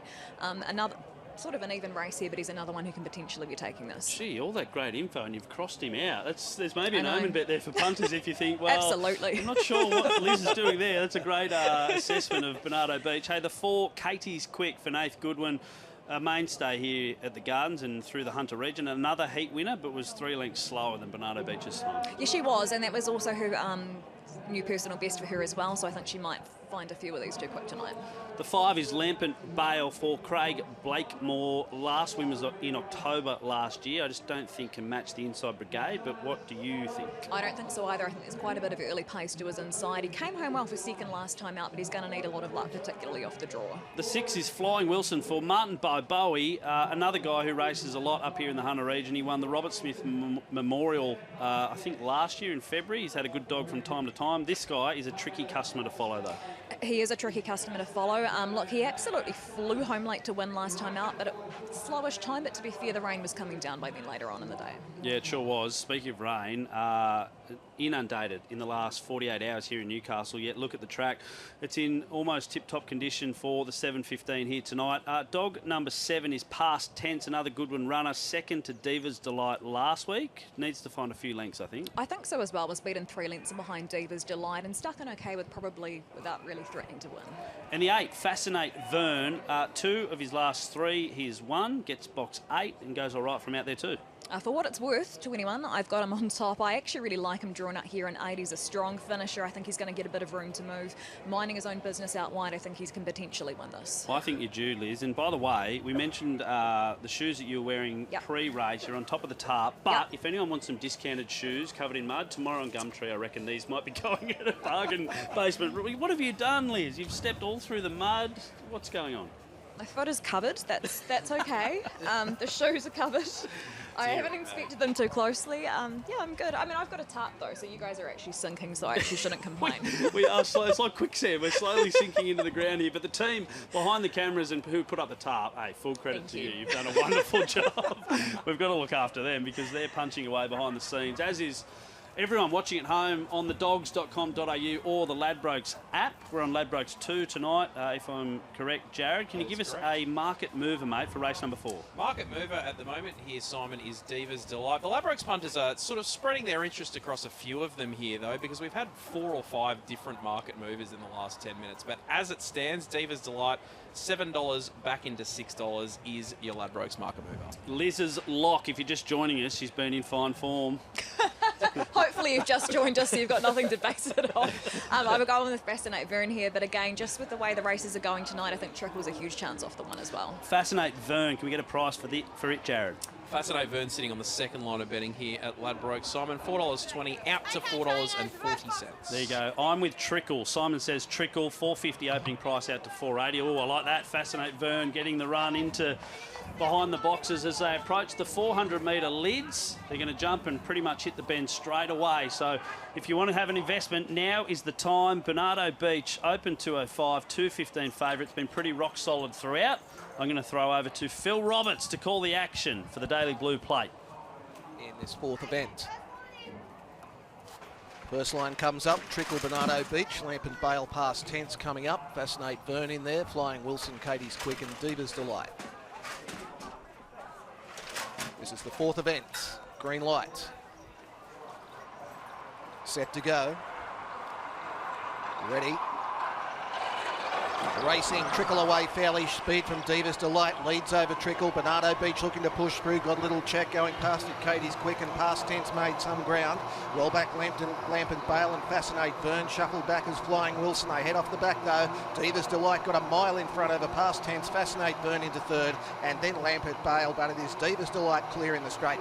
And Diva's Delight gets in over past tenths. Fascinate Vern, Lamp and Bale, Bernardo Beach coming in at long intervals. Trickle, Katie's Quick and Flying Wilson. Diva's Delight takes out race number 4, and past tense looked like it was mustering a challenge up the home straight here, but Diva's Delight too strong, too good. And we can tell you Katie's Quick jumped up from that spill and finished off the race. Looks to be in fine order as well. But Diva's Delight salutes $6.50. Another favourite goes under, as do our tips. And another one goes straight to the lead here. Diva's Delight shooter, gone the quickest first section in the heat last week. She's come out running again tonight. And again, nothing has been able to catch her here. Finishing off in 2nd, past tenths, and Fascinate Vern has finished in 3rd. But these ones in behind never really look like catching her. Yeah, 2, 7, 8 and 5. 2, 7, 8 and 5 if you're having a play in the exotics. And it's starting to become a pattern that dogs on speed are certainly favoured. We know the 400-metre boxes tend to favour dogs that can get out and go, but this is where the race was won for Diva's Delight. Yeah, look, just off and gone here. As you said, Simon, good to see that Katie's Quick back up on her feet as well. They're chasing him behind past tenths and also Fascinate Vern and Lamp and Bale back and forth. But Diva's Delight, I think maybe we follow the speed map going forward. I don't know. Yeah, maybe, let's try that. Maybe that's a good plan, actually. That's why we put that graphic up. I was wondering what that was all about. We can tell you as well, Flying Wilson had a tumble on the back straight, but it also ran into the pen safely, and Martin Bowe has hold of it. So a bit of a messy race for the Daily Blue Plate over the 400 metres, and there's the final time, 22.78, probably a length and a half quicker than the previous race, which is interesting as well. So dog to follow maybe moving forward. Diva's Delight, and I tell you what, past tenths flew home to finish 2nd at a decent price as well. It was jumping at $18 with Ladbrokes. But there's the winner, Diva's Delight, and Mick Cowley's going to wrangle connections and hopefully have a word with our winner.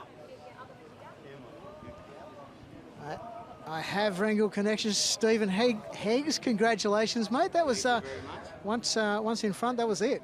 Yeah, if she can get to the front, she's very hard to get past. She generally, she'll run close to that time, or maybe a little better most of the time. So she had a few dramas with her early on with injury, but took her down and got her right, and she's starting to come good. So, what sort of injury did she have early on?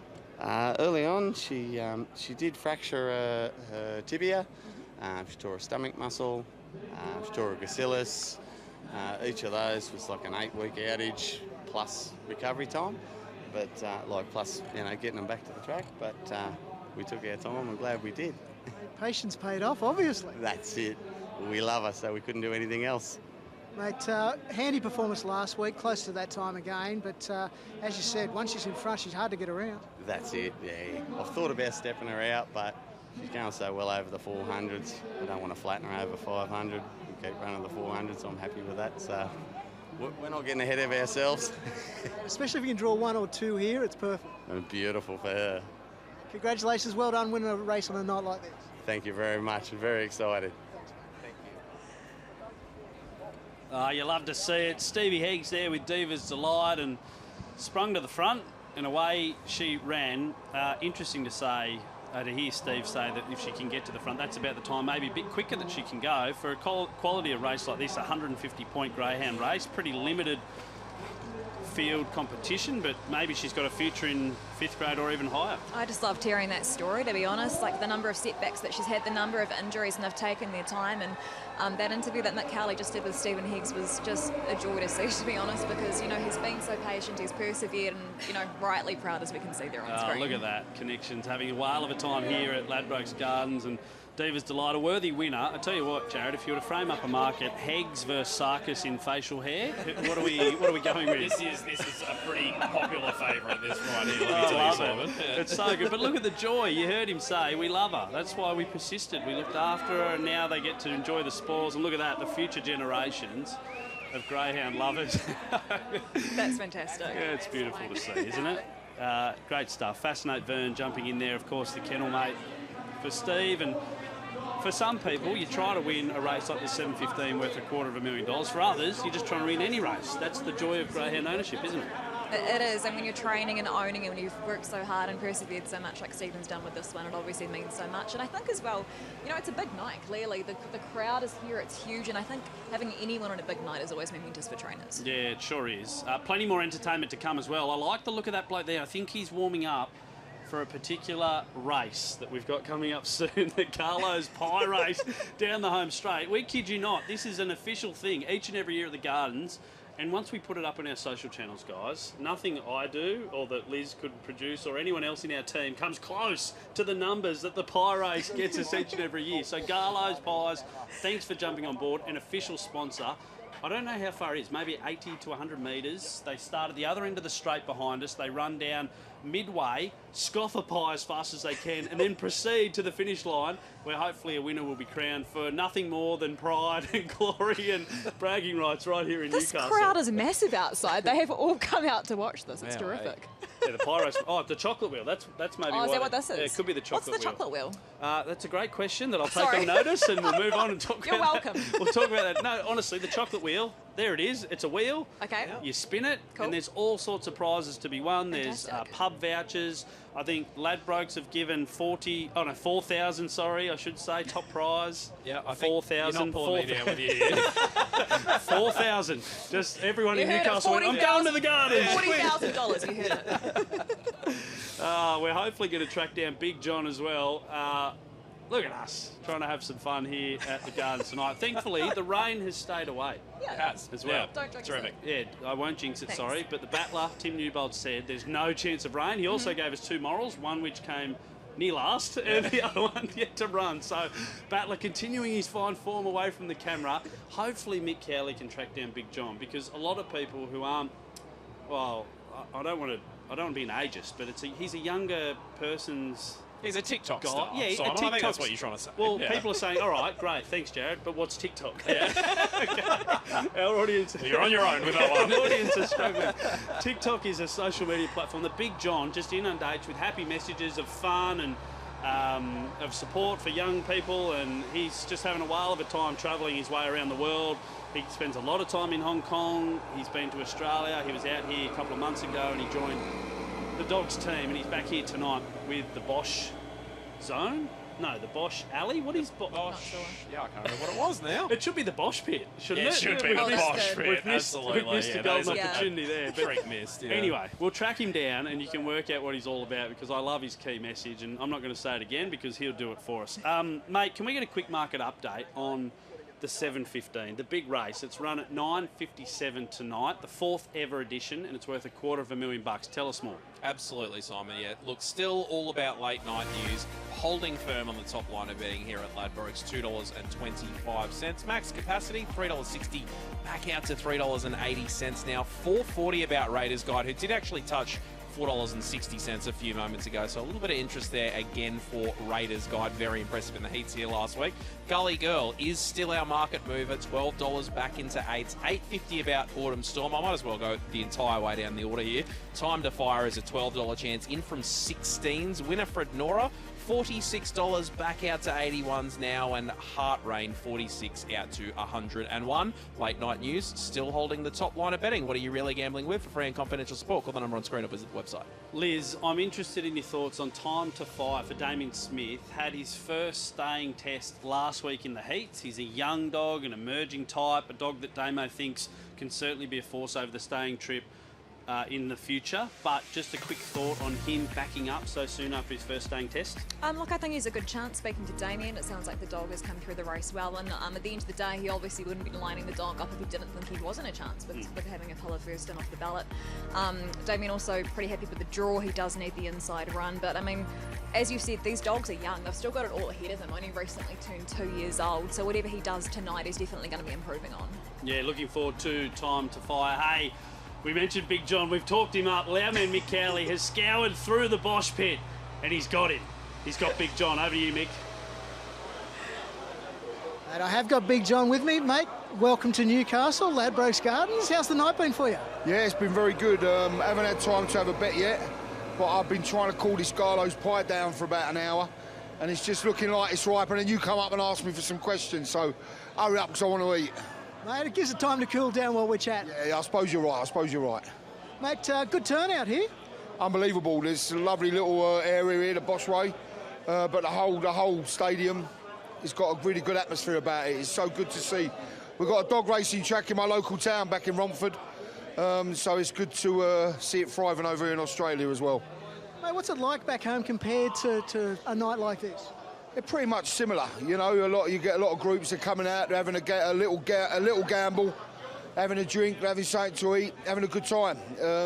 Not much differences between us English and the Aussies in that respect, so it is very much similar.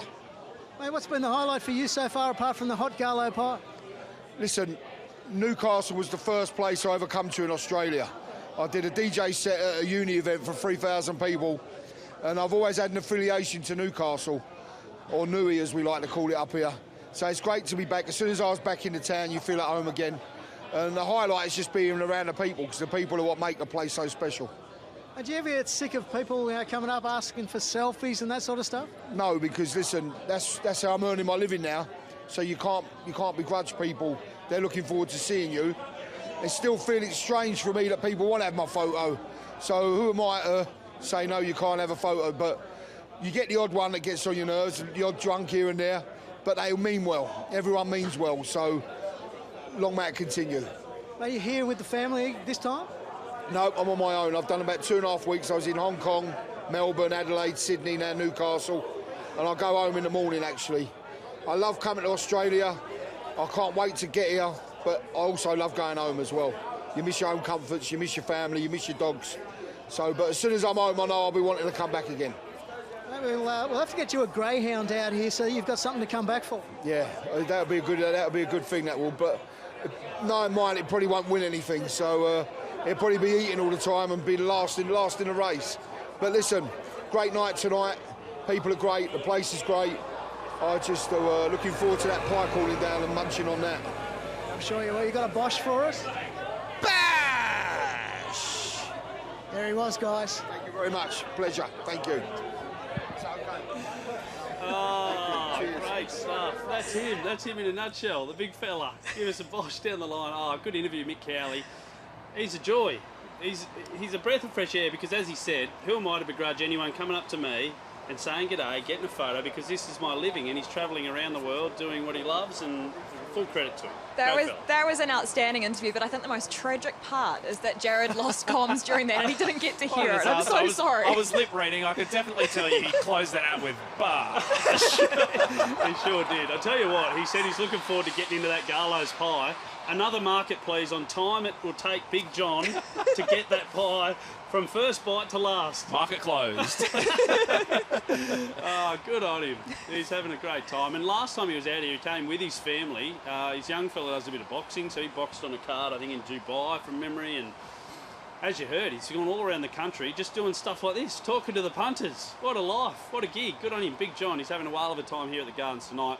Tell you what, it's going to be a tough flight home tomorrow, depending on how large tonight gets for the big fella. But bosh, there you go. Ladies and gents, if you've never heard of Big John, now you have. He's a real treat. We're pleased to have him right here at the Gardens. Let's get into race number 5 here at the Gardens. Interesting, I can see Kevin Gordon's daughter there. Kevin Gordon is the boss of Multicam, and here we go, the Multicam Routing Systems Masters Final. Give us a marker, please. Great segue by me.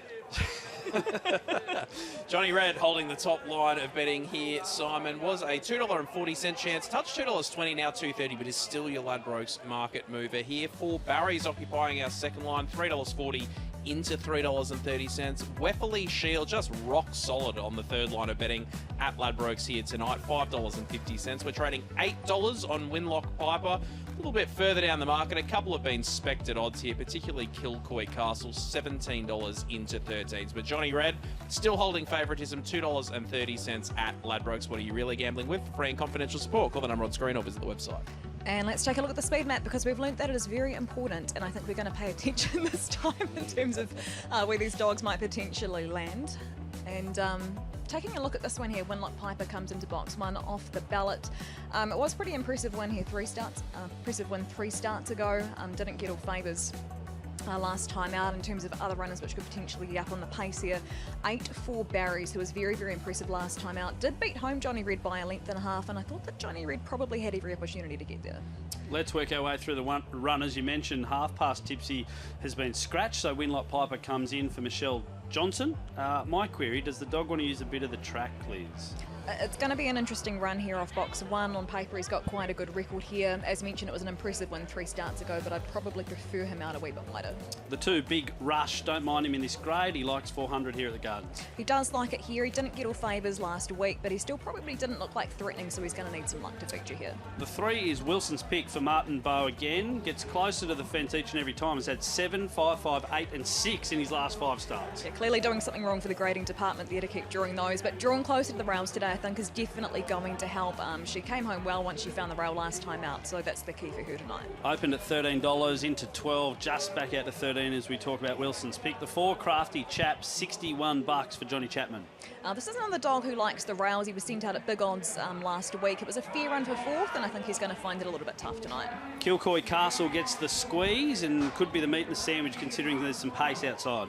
Box 5 for the 3rd time in a row, which is pretty unlucky. He was sent out favourite last week. He didn't jump. He's going to have to do that tonight off the 5. Whelan Shield is an old marvel. I bloody love this dog. 115 starts, 34 wins, 42 placings, always a threat. I absolutely agree. I've got him on top. 3 starts ago, won his Tari Cup. He'd ended up finishing 3rd in the final. He backed up 3 days later for a heat of this race. Not long ago, he was breaking 30 seconds at Wentworth Park when finishing 2nd. I think he's going to be hard to beat. More quality in the 7, Johnny Red for Johnny Miles, one-time Thunderbolt finalist. And this is the favourite in the event, but as mentioned, finished 2nd behind 4 Barry's last week when I did think he had his opportunity. You've mentioned 4 Barry's a couple of times. Box 8 for Alan Woods. Yeah, look, I thought that was a terrific performance last time out. I wouldn't be surprised to see him up on the pace, and if that's the case, he could be hard to catch. 40 seconds away. Liz's lock. Who do you like in race number 5? I've gone with Whelan Shield here, but also very keen on 4 Barry's out of the 8. I'm with Johnny Red. Market mover for Ladbrokes, Jared? The market mover is actually going to be the number 5 Kilcoy Castle here, Simon. That move that we spoke about just before has continued into $11 now with Ladbrokes. Opened at 16 and currently $11 for Kilcoy Castle.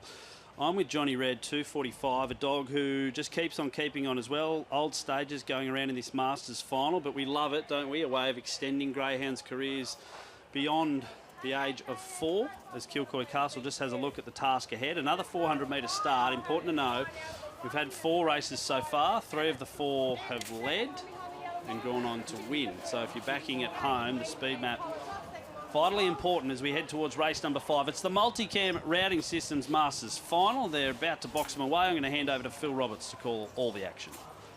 Chance. In they come. Reserve Winlock Piper has the inside box. Wilson's Pick, Kilcoy Castle, Johnny Red coming in. 4 Barry's drawn box 8. Whelan Shield, Crafty Chap and Big Rush. Line just about set. Green light on. fifth from the Gardens. They're set. Racing, Winlock Piper moderately away. Speed from 4 Barry's carves over, leads comfortably. Johnny Red 3 lengths away, goes to second. Kilcoy Castle, Wefferly Shield next, and then Winlock Piper, Wilson's pick. Big Rush and Crafty Chap off the back, and it is 4 Barry's clear, led by 5 lengths over Johnny Red, who was trying to stay in touch. Then Kilcoy Castle, Wefferly Shield, but 4 Barry's romps in over Johnny Red. In third was Wefferly Shield, then Kilcoy Castle, Winlock Piper, Big Rush, Wilson's pick, and Crafty Chap. Eerily similar to the result last week. 4 Barry's jumps to the front. Johnny Red tries admirably to chase it down, but just can't quite do it. 4 Barry's, well, look at the margin in the end. It's probably about 4 lengths to Johnny Red, who tried hard. Wefferly Shield is there, getting another check for Tony Forbes. But 4 Barry's, all honours to the winner. Often gone straight to the lead, much like last week, as you say. Johnny Red in second, and once again couldn't pick up this runner. 4 Barry's, and then we've got 6 Wefferly Shield finishing third, ahead of Kilcoy Castle, who was the market mover pre-race, but way too good. Another dog to the front, another dog getting home to score. Yeah, he's spot on. Speared out from the wide draw. I'm sure we'll see on the replay. The 8 and the 7 both came across quickly. Wefferly Shield missed it by about 2 lengths, and over 400 metres, a dog that's got early pace on the bend start, always going to be in the frame. Johnny Red, beautiful looking dog. He's been a marvel for Johnny Miles and Sue Smith. He had start number 91 tonight. He picks up another placing, but 4 Barry's for Alan Woods, who always has a big team here at Newcastle. Start number 66, win number 19, and there's Connections jumping for joy, and so they should. They've got a winner on Ladbrokes 7:15 night. 4 Barry's safely into the pan, and another win on the board. And there's many hugs going on behind us. We can hear, oh, look, it's still going back there, even for dogs that didn't run in the top 4. A lot of happy owners and participants behind us getting behind their dogs. So 8, 7, 6 and 5 for race number 5 as Alan Woods works his way back towards Mick Cowley. Hopefully, guys, the pattern certainly is leader dominated. Can't help but think forward to the $250,000 race. Autumn Storm was a little weak. Well, not a little weak, pretty weak in the last 150 metres of the heats, Liz. A bit of a wet track as well. Maybe that will factor in later on as Mick Cowley circles Connections for 4 Barry's. We'll throw to Mick. Nerida Woods. I'm with Alan's daughter, Nerida. Nerida Woods. Nerida, that's once jumped the way he jumped, that was it. Yeah, he likes the outside, so to get out from there is great. He usually takes a couple of steps to balance up, basically, but he seemed to just go straight away today, so that was great. He's loving this Masters race, isn't he? Yeah, he is, definitely. He's a great dog, and he started off really well, had a couple of injuries, but he's come back really well as well, which is nice. So I guess the bonus of the Masters race is you can have those injuries, you can take your time to get over them, and you've still got a racing career. Yeah, definitely. It makes it much easier when you're not sort of dropping out of racing at 3 years of age because of an injury. And the industry now makes it easier for dogs to continue racing a lot longer, giving them the opportunities they get. So it's great. You mentioned he loves the outside box. I think 8 and 7 and 8 again. Any particular reason, or he just likes it out there on his own? It seems to be that breed. We've had 3 litters from them, and majority of them prefer the outside. So who knows? Maybe it's their mum. What is your dad here tonight? No, he's not. Mum and I are down. So he'd be fairly pleased. Yeah, definitely. I think he'd be very pleased. Might be down at the pub. So tell everyone it's his share. Yeah, definitely. Congratulations, there. Thank you very much. Good on a happy Connections there. The Woods family with 4 Barry's, a great name for a greyhound as well, and that's win number 3. Just had a look at the time, 22:36. Double check that, 22:36 looks like the time on the semaphore board for 4 Barry's, and if so, that's a heck of a performance, and it was all won from the start. Speared across from box 8. Johnny Red tried to go with 4 Barry's, but led from go to woe, and a deserved victor. We just heard Connections there talk about extending the racing life of greyhounds, and it's wonderful to see, isn't it? In an age where a lot of their best work is done around the age of 3, but 4 Barry's just continuing to punch on now in start number 66, Liz.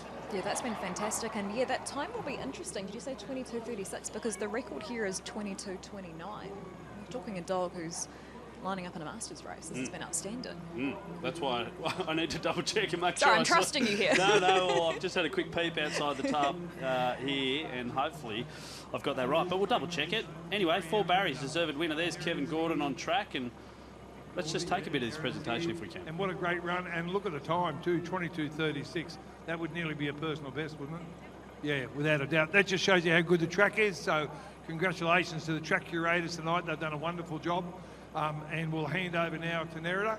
And one of my granddaughters is going to hand you the trophy. Thank you very much.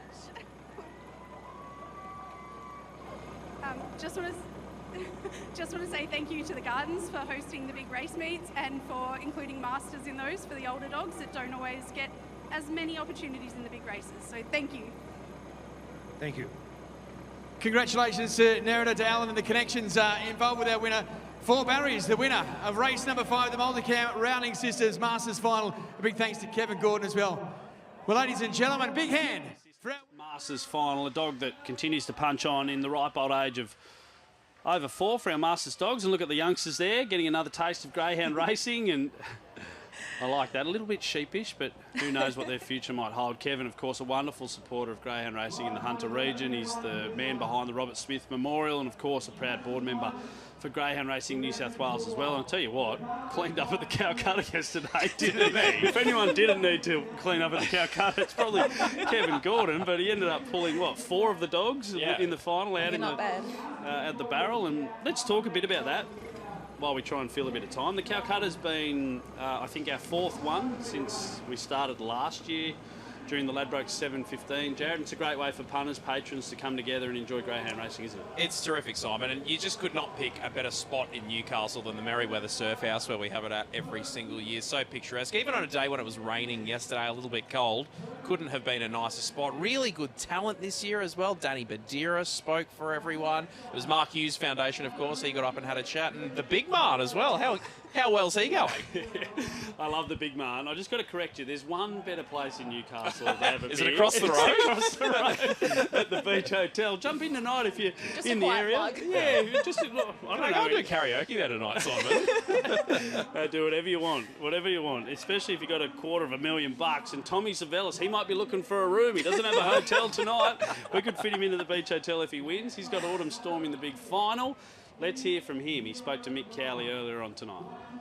With Tom Savellis, you've got Autumn Storm in the main race at 7:15, box 1. Mate, how's the week been, first of all? Yeah, look, the week's been good. She pulled up well from last week, got a good draw, and now we just got to make the use of it. And I guess Valpolicella showed last year, and Miss Esme the first year. It's a leader's track, this 700 here. That's something that plays in your favour, obviously. Yeah, look, I mean, it's one of those things. It's different every year on how the race pans out, but hopefully we're in front and making our own luck. And yeah, look, we've got some real good dogs in this race. There's probably 4 or 5 that could win it given any luck. It's just a matter of see how it goes on the night. But Queensland won it last year off the red. Let's hope it's 2 years in a row. But had she had a look here before she had the start last week? The Newcastle Cup heats was her first look, which she didn't go that good, but she improved a lot last week, so we expect her to improve a bit this week again. I was going to say, that how much does the cherry mean to her? Oh, look, if she can get to the lead, that's a big factor for her. So having the 1 box is good if she can hold the lead. And, yeah, just see if we can make use. And, if we're 6 or 8 in front, I wouldn't be upset.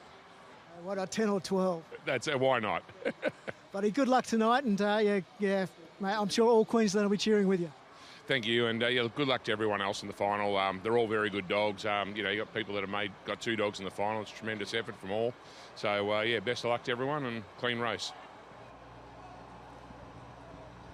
Tommy Savellis there with Mick Cowley. Autumn Storm gets the prize box 1 alley. Interesting to note that Tommy said box 1 is great if you can hold the lead. We think that she can lead. We think based off last week's heat performance and her sprinting capability over the last couple of months, she will lead the race. Can we get a price for Autumn Storm for the 7:15, Jared? Of those that have been pretty firmly in the market for the last couple of days, Simon, Autumn Storm's actually been the drifter, $6.50 out to $8.50 as we catch up right now. Interesting.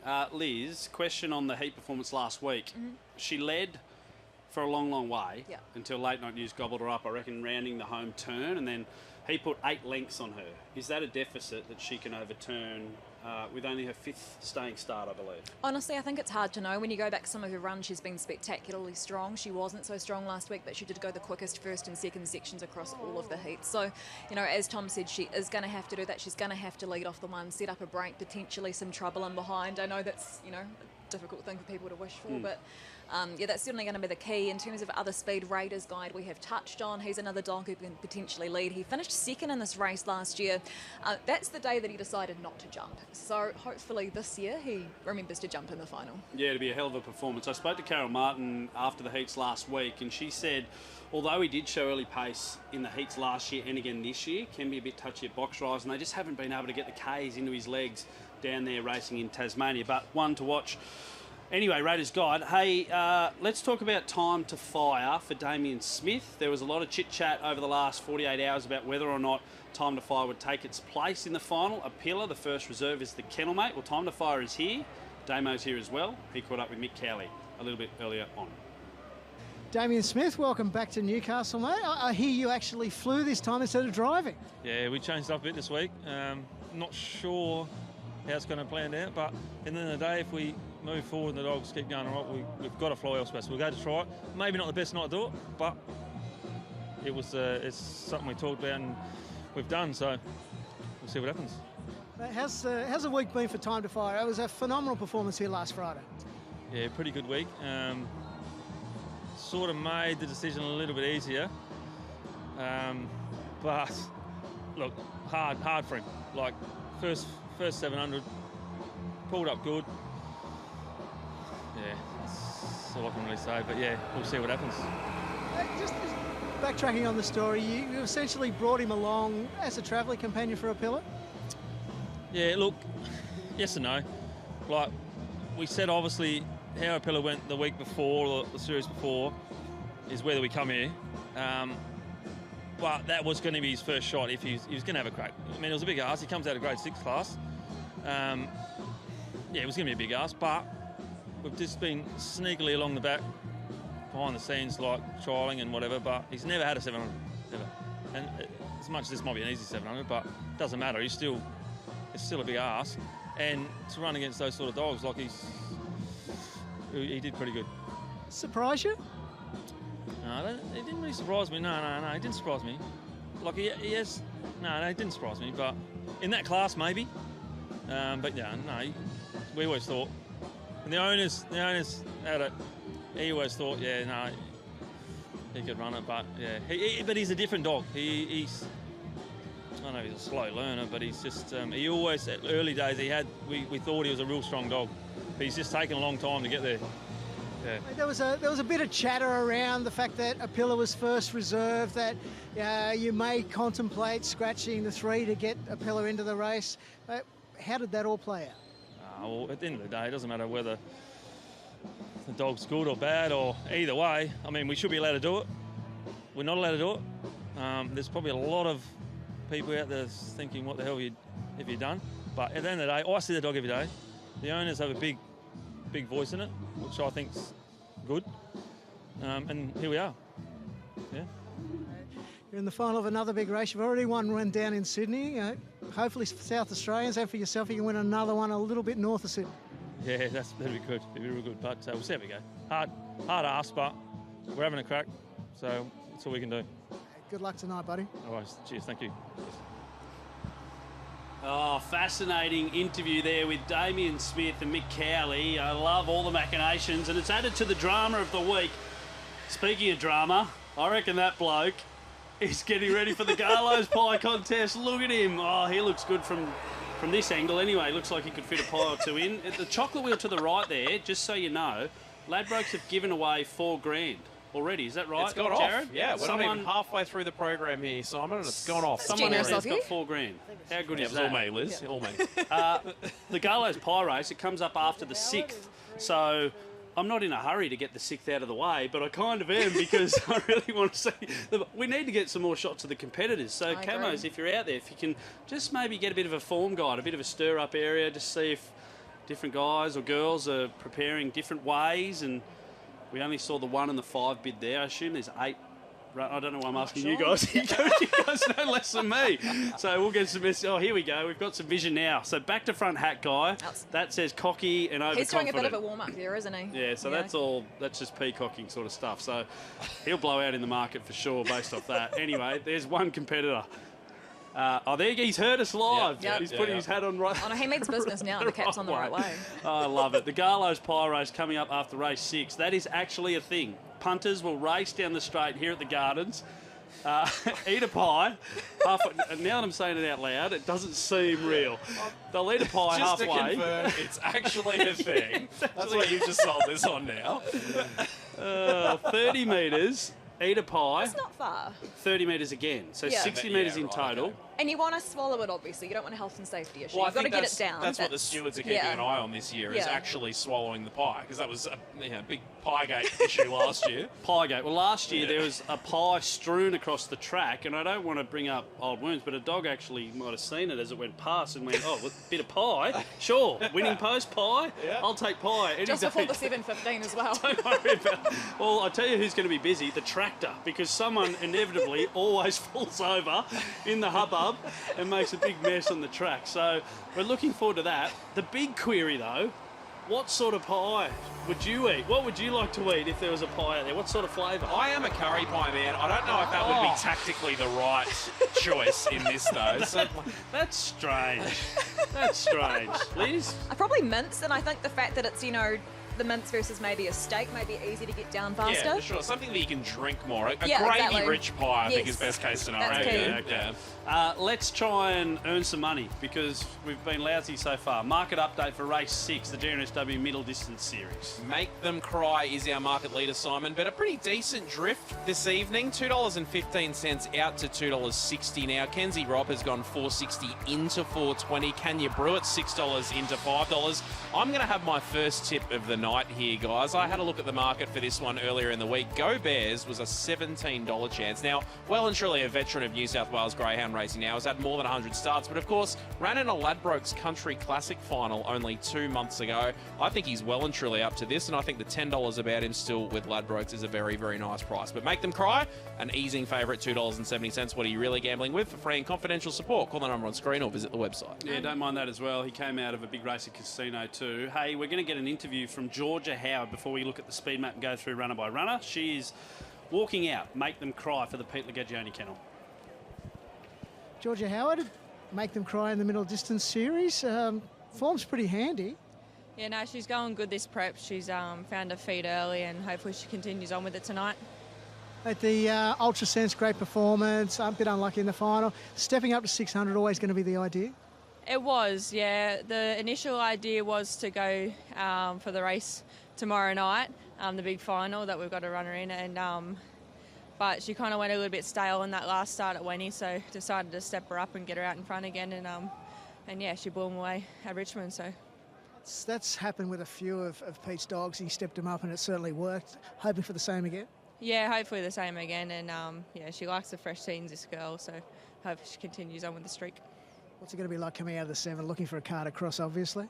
She will. She's usually a reliable beginner, but she just needs to find the rails early and go on with it. Good luck tonight. Thank you very much, Taff. Georgia Howard, one of the rising stars of our sport, and a reigning GNSW Young Achiever of the Year award. Let's take a look at that market again for race number 6 on the program. Current favourite, Make Them Cry, for Pete Lagagioni, $2.60 out from $2.15. Let's take a look at the speed map. Yeah, and map to lead as well here, Make Them Cry for Peter Lagagioni. I think will be pretty hard to beat, to be honest. And again, that all-important starting position here at 600 metres. Box speed is certainly gold over the 600 metres. And yeah, I think she can definitely set them out in front of you tonight. Let's work our way through the runners as we take a look at West Rock Casey for Trevor Barton and Caroline Hughes. That's the full brother to Late Night News who goes around later on tonight. We'll start with the one, Kenzie Robbo. Stepped up to 600 metres for the first time last week and was pretty impressive. Yeah, she's another one who can certainly end up on the speed. It was her first attempt over 600 metres last time out, and she got a big break on them. She went straight to the lead. She quickly accelerated. She won by 12.5 lengths, and she's definitely a must include on that performance. The 2, Kanya Brewitt, has been racing really well over 500 at Wenty Park. How's this for a stat? Joe McFadgen's won 10 of his last 15 starts. That's an outstanding statistic, and he's not without a hope here either. Can you brew it? Stepping up to 600 metres again tonight, I think drawn down close to the rails suits. Will be storming home late. I'm just not sure if that racing pattern is necessarily going to go his way tonight. You look at the credentials of these greyhounds, and Might Have Been is the most impressive by far, but talking to Minnie Finn, she hasn't really been happy with this bloke for 4 or 5 months. He's only won one race in 6 months, but he's been racing in good grade. He certainly has been. He finished third in the Newcastle Cups 2 starts ago. Then he had a go at the 7:15 heat last time out, came 5th. Was good enough to finish third in the National Sprint Championship at Angle Park last year. So as you say, super well credentialed. Just needs an ounce of luck in the running. Sugar Jack ticks over to $126 with Laddie, so we'll skip over it and go to Go Bears. Jared Timms' first tip of the night if you're just tuning us on the Dogs or across the Ladbrokes apps. What can you tell us about Go Bears, Liz? Lined up in the Northern Rivers Cup final last time out, ended up finishing 5th, but still win a really good race. I am wondering, Jared, is it your money the reason for the market move here? Well, I have had a little bit on Liz, but I certainly don't earn nearly enough to turn the market like that. Ladbrokes bosses, if you're watching. $17 into $8.50 continues to be support for Go Bears, a dog we all know and love. The 6, Go Forward Sky.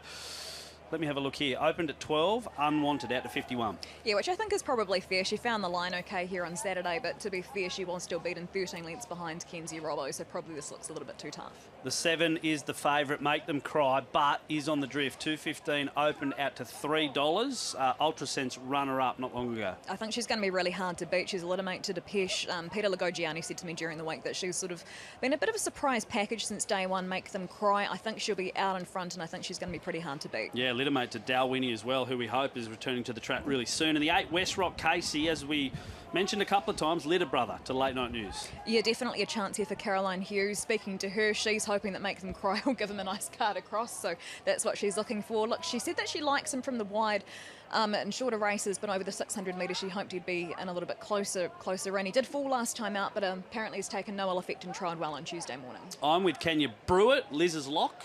Make Them Cry. There you go. Market mover. Market mover is Timsy's tip.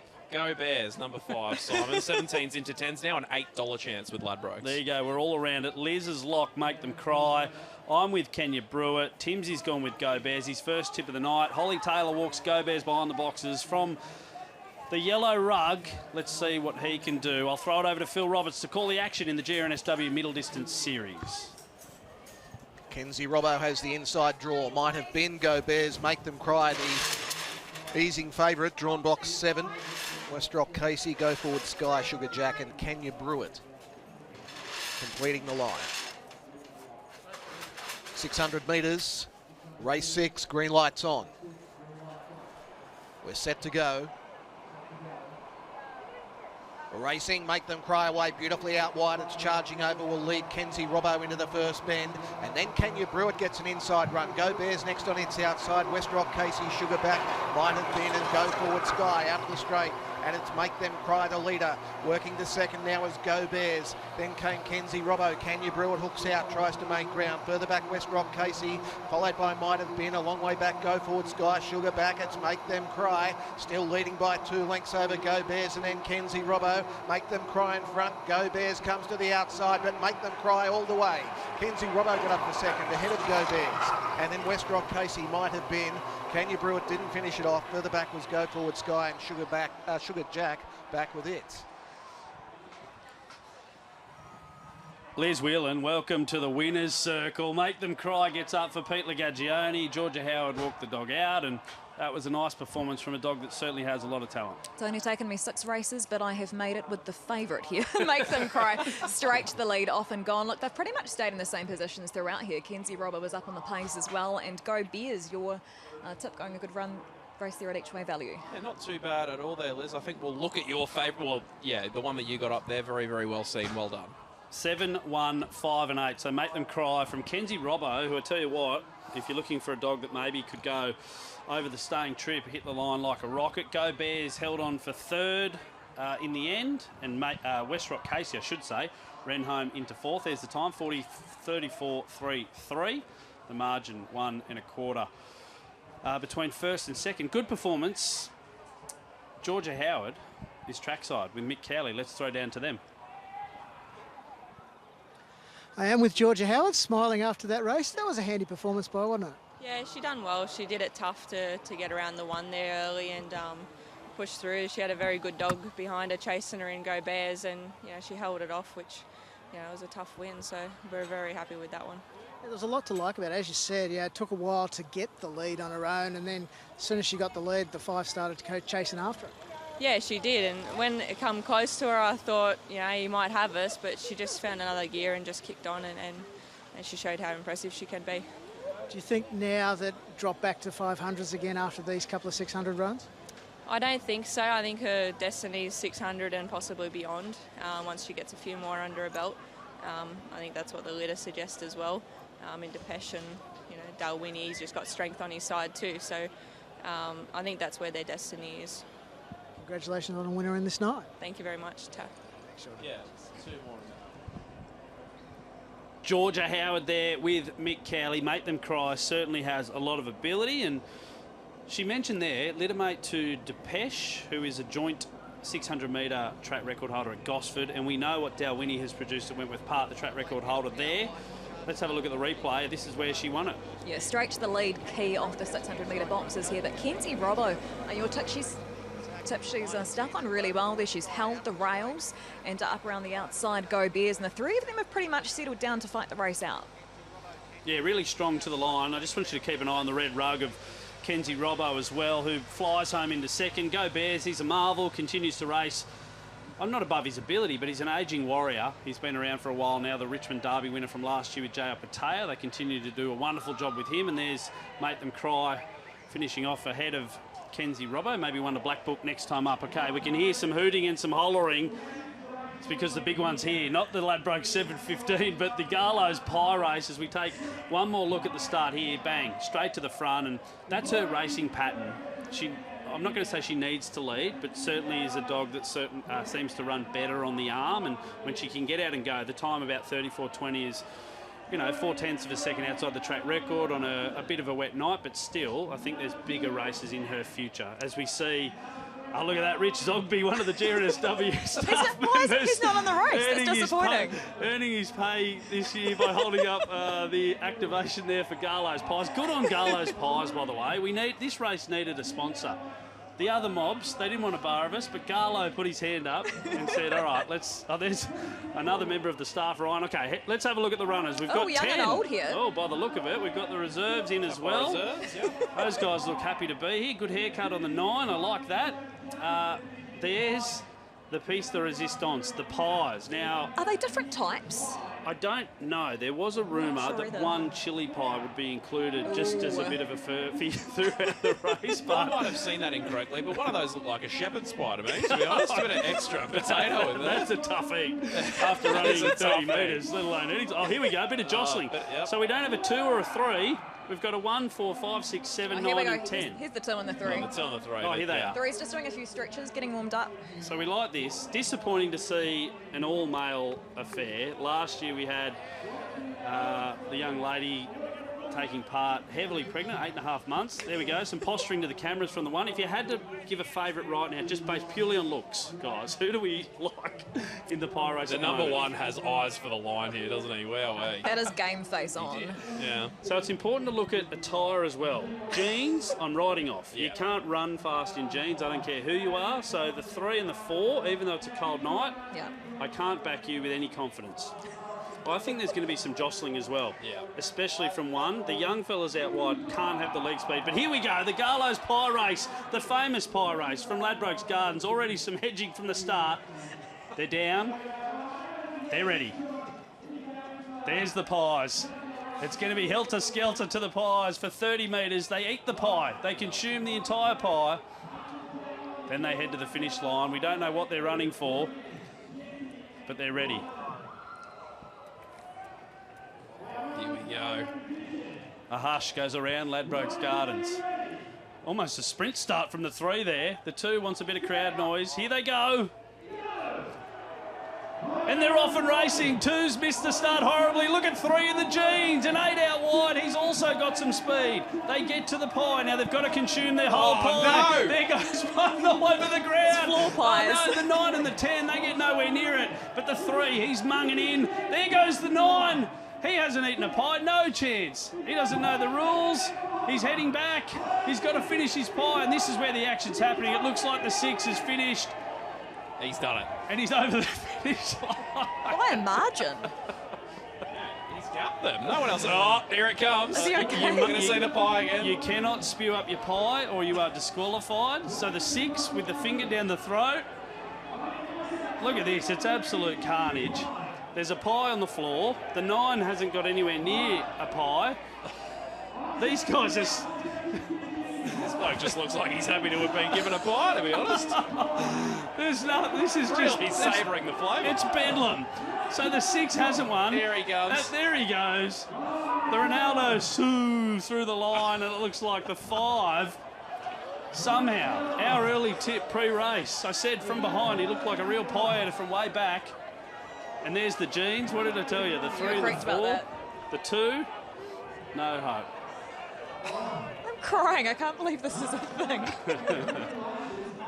Let's hear from our winner. Mate, old mate told me that was going to be like lukewarm. That is the hottest pie I've ever eaten in my life.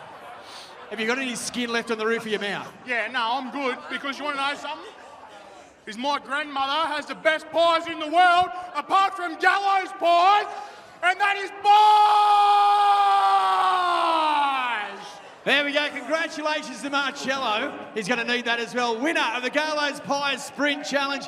He's won for himself. He's won for himself a year's supply of Gallows pies. Have a big hand for Marcello. Oh, to the victor go the spoils. Look at that. That is athleticism at its finest. Look at this for a celebration. Through the line. He's done an Achilles, I reckon, on the way down. But boy, he loves it. Let's get an instant replay. Did you see that? The 5 was doing the old bull scuff on the ground, getting ready to go, just putting the trotter back and forth. This was just bedlam into the pie stand. He's actually missed the kick there, the 5 as he's, well, hasn't he? He He's looks really like he could have done a hammy. on the pie itself. Someone knocks a pie to the floor there. The young fella over on the far side doesn't get anywhere near a pie. And the best bit, old mate told me it would be lukewarm. It's the hottest pie I've had in my life. All of them have got scalded mouths at this point. Oh, pie's a hard thing to eat hot too. There you go. Bosh, Big John. And the winner. There it is. Oh, good stuff. Okay. Hopefully my commentary didn't ruin what a spectacle that was, because it just continues to deliver. I don't know what that bloke said about his grandma having the best pie somewhere. Other than Gallows, I think he said. Oh, other than Carlos, gotcha, of course. Where do you rank that performance next to Val Policello breaking the track record last year? In terms of the pie eating contest, I probably haven't seen as much jubilation at the end. So this is the query. That guy's still eating. That's you what? can see that, and I'm he's worried about suffering. I'm worried about him. Yeah, he's breathed half of that in. You know what? If you're going to cheat, you deserve to have the roof of your mouth scalded off. Honestly, and you can see now he's in all sorts because he hasn't followed the rules. So look at our man, the get him out of 5. the gardens. Look how far back he is. He Yeah. barely made it to the table. He collapsed in. This is good gear. Oh, it's good stuff. The young fella tried to pinch it. He doesn't know what's going on. Oh, I tell you what, our staff member down there, Ryan, trying to be the adjudicator on if they actually ate the pie, once again has failed dismally. Each and every year he has one job, and it's to make sure they eat the pie. 2 people didn't even bother. But there's our real winner. That's a photo they should hang in the Louvre. Just 2 pie lovers bonding over a kindred spirit of pies. I don't know what I've walked into. I'm going to be honest. Like, first time at the Gardens, I'd heard rumours. I didn't really know what to expect, but it's exceeded everything that I could have hoped for. I know, it's so good. Anyway, we digress. Where are we up to? Race 8? No, we're not yet. We're up to race number 7. 7, sorry. Okay. There we are. There it is. Race Cool. 7. The GNSW Stay Series. It's a good race. No, not that race. Well, race they've got 7. the We're up to race number 7. And a dog. I've got some hot mail here from a kennel, so we'll get to race 7. Can you give us a market update, Jared? For race number 7, I certainly can, Simon. Now, it's not the one that you have on screen there, punters. Can You Talking, in fact, is the market favourite ahead of race number 7 here at Ladbrokes. $1.90 out to $2.10. There's been a good late push. There we go. The market's up on your screen now for Zipping Pfeiffer. Our bookies went up with $2.40. Did touch $2.10. Is a $2.20 second elect, and the clear market mover at Ladbrokes at the moment too. Hammer So, 2 wins from as many runs back this time. $5.50 locked on the third line of betting, and we're looking at double figures and longer about the rest of them. But Can You Talking still holding $2.10 favouritism at Ladbrokes. What are you really gambling with? For free and confidential support, call the number on screen or visit the website. A bit of a feel-good / sad story about Can You Talking. So the dog's co-owned by Simone and Spencer Owen. Sadly, Simone's husband Michael passed away last year. Short battle with cancer. He was diagnosed, I think, the night before Easter egg night and passed away only a few months later. His nickname was Ralph, guys. This dog, when he arrived in the kennels of Joe McFadden, already had a kennel name, and unbeknownst to the Owen family, it was Ralph. Can you believe it? Wow.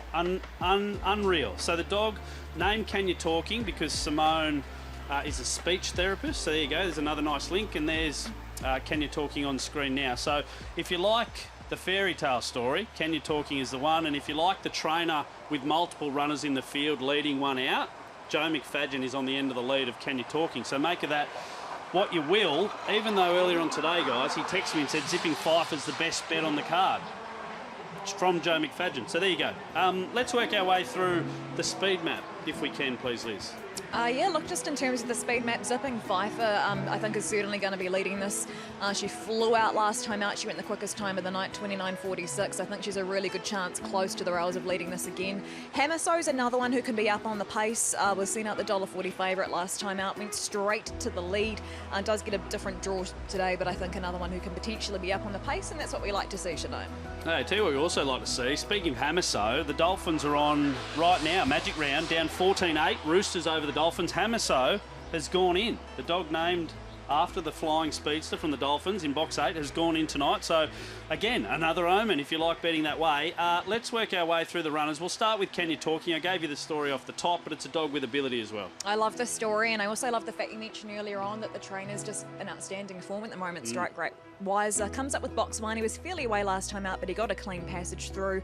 2 starts ago, lead throughout. This is another dog who can potentially land on the pace, and he's a huge chance if he does that. So the 2, Zipping Pfeiffer, also trained by Joe McFadden. We mentioned that record earlier, 10 of 15 before tonight. So Joe's had a couple of runners already, but he said today this was his best bet of the kennel tonight and unbeaten in 3 goes here, Liz. Quite incredible. I've got her on top as well, Zipping Pfeiffer. I think she's going to be a huge chance here.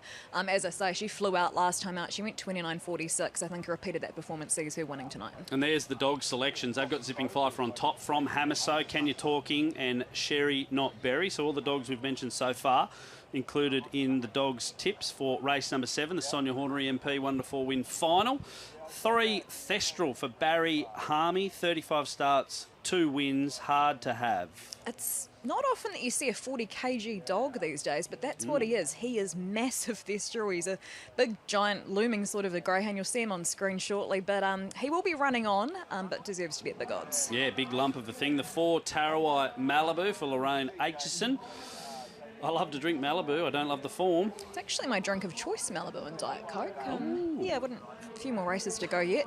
She's a daughter of Fernando Bale out of Mercedes Dior. Look, just for your efforts to date and probably place chances look best. There's an idea. Pie and wash it down with a Malibu and Diet Coke. Next year, maybe. Hey, the 5, Toxic Label.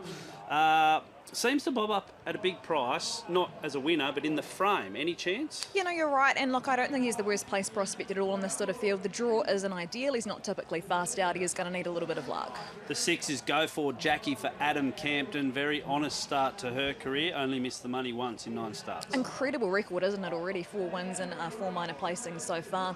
Pretty good run for second and behind Zipping Pfeiffer, but was still beaten over 8 lengths. I think on that performance, she's probably a place chance here. We're 2 minutes away. We're working our way through the runners for race number 7. We'll start with, we'll move to the 7, Sherry Not Berry.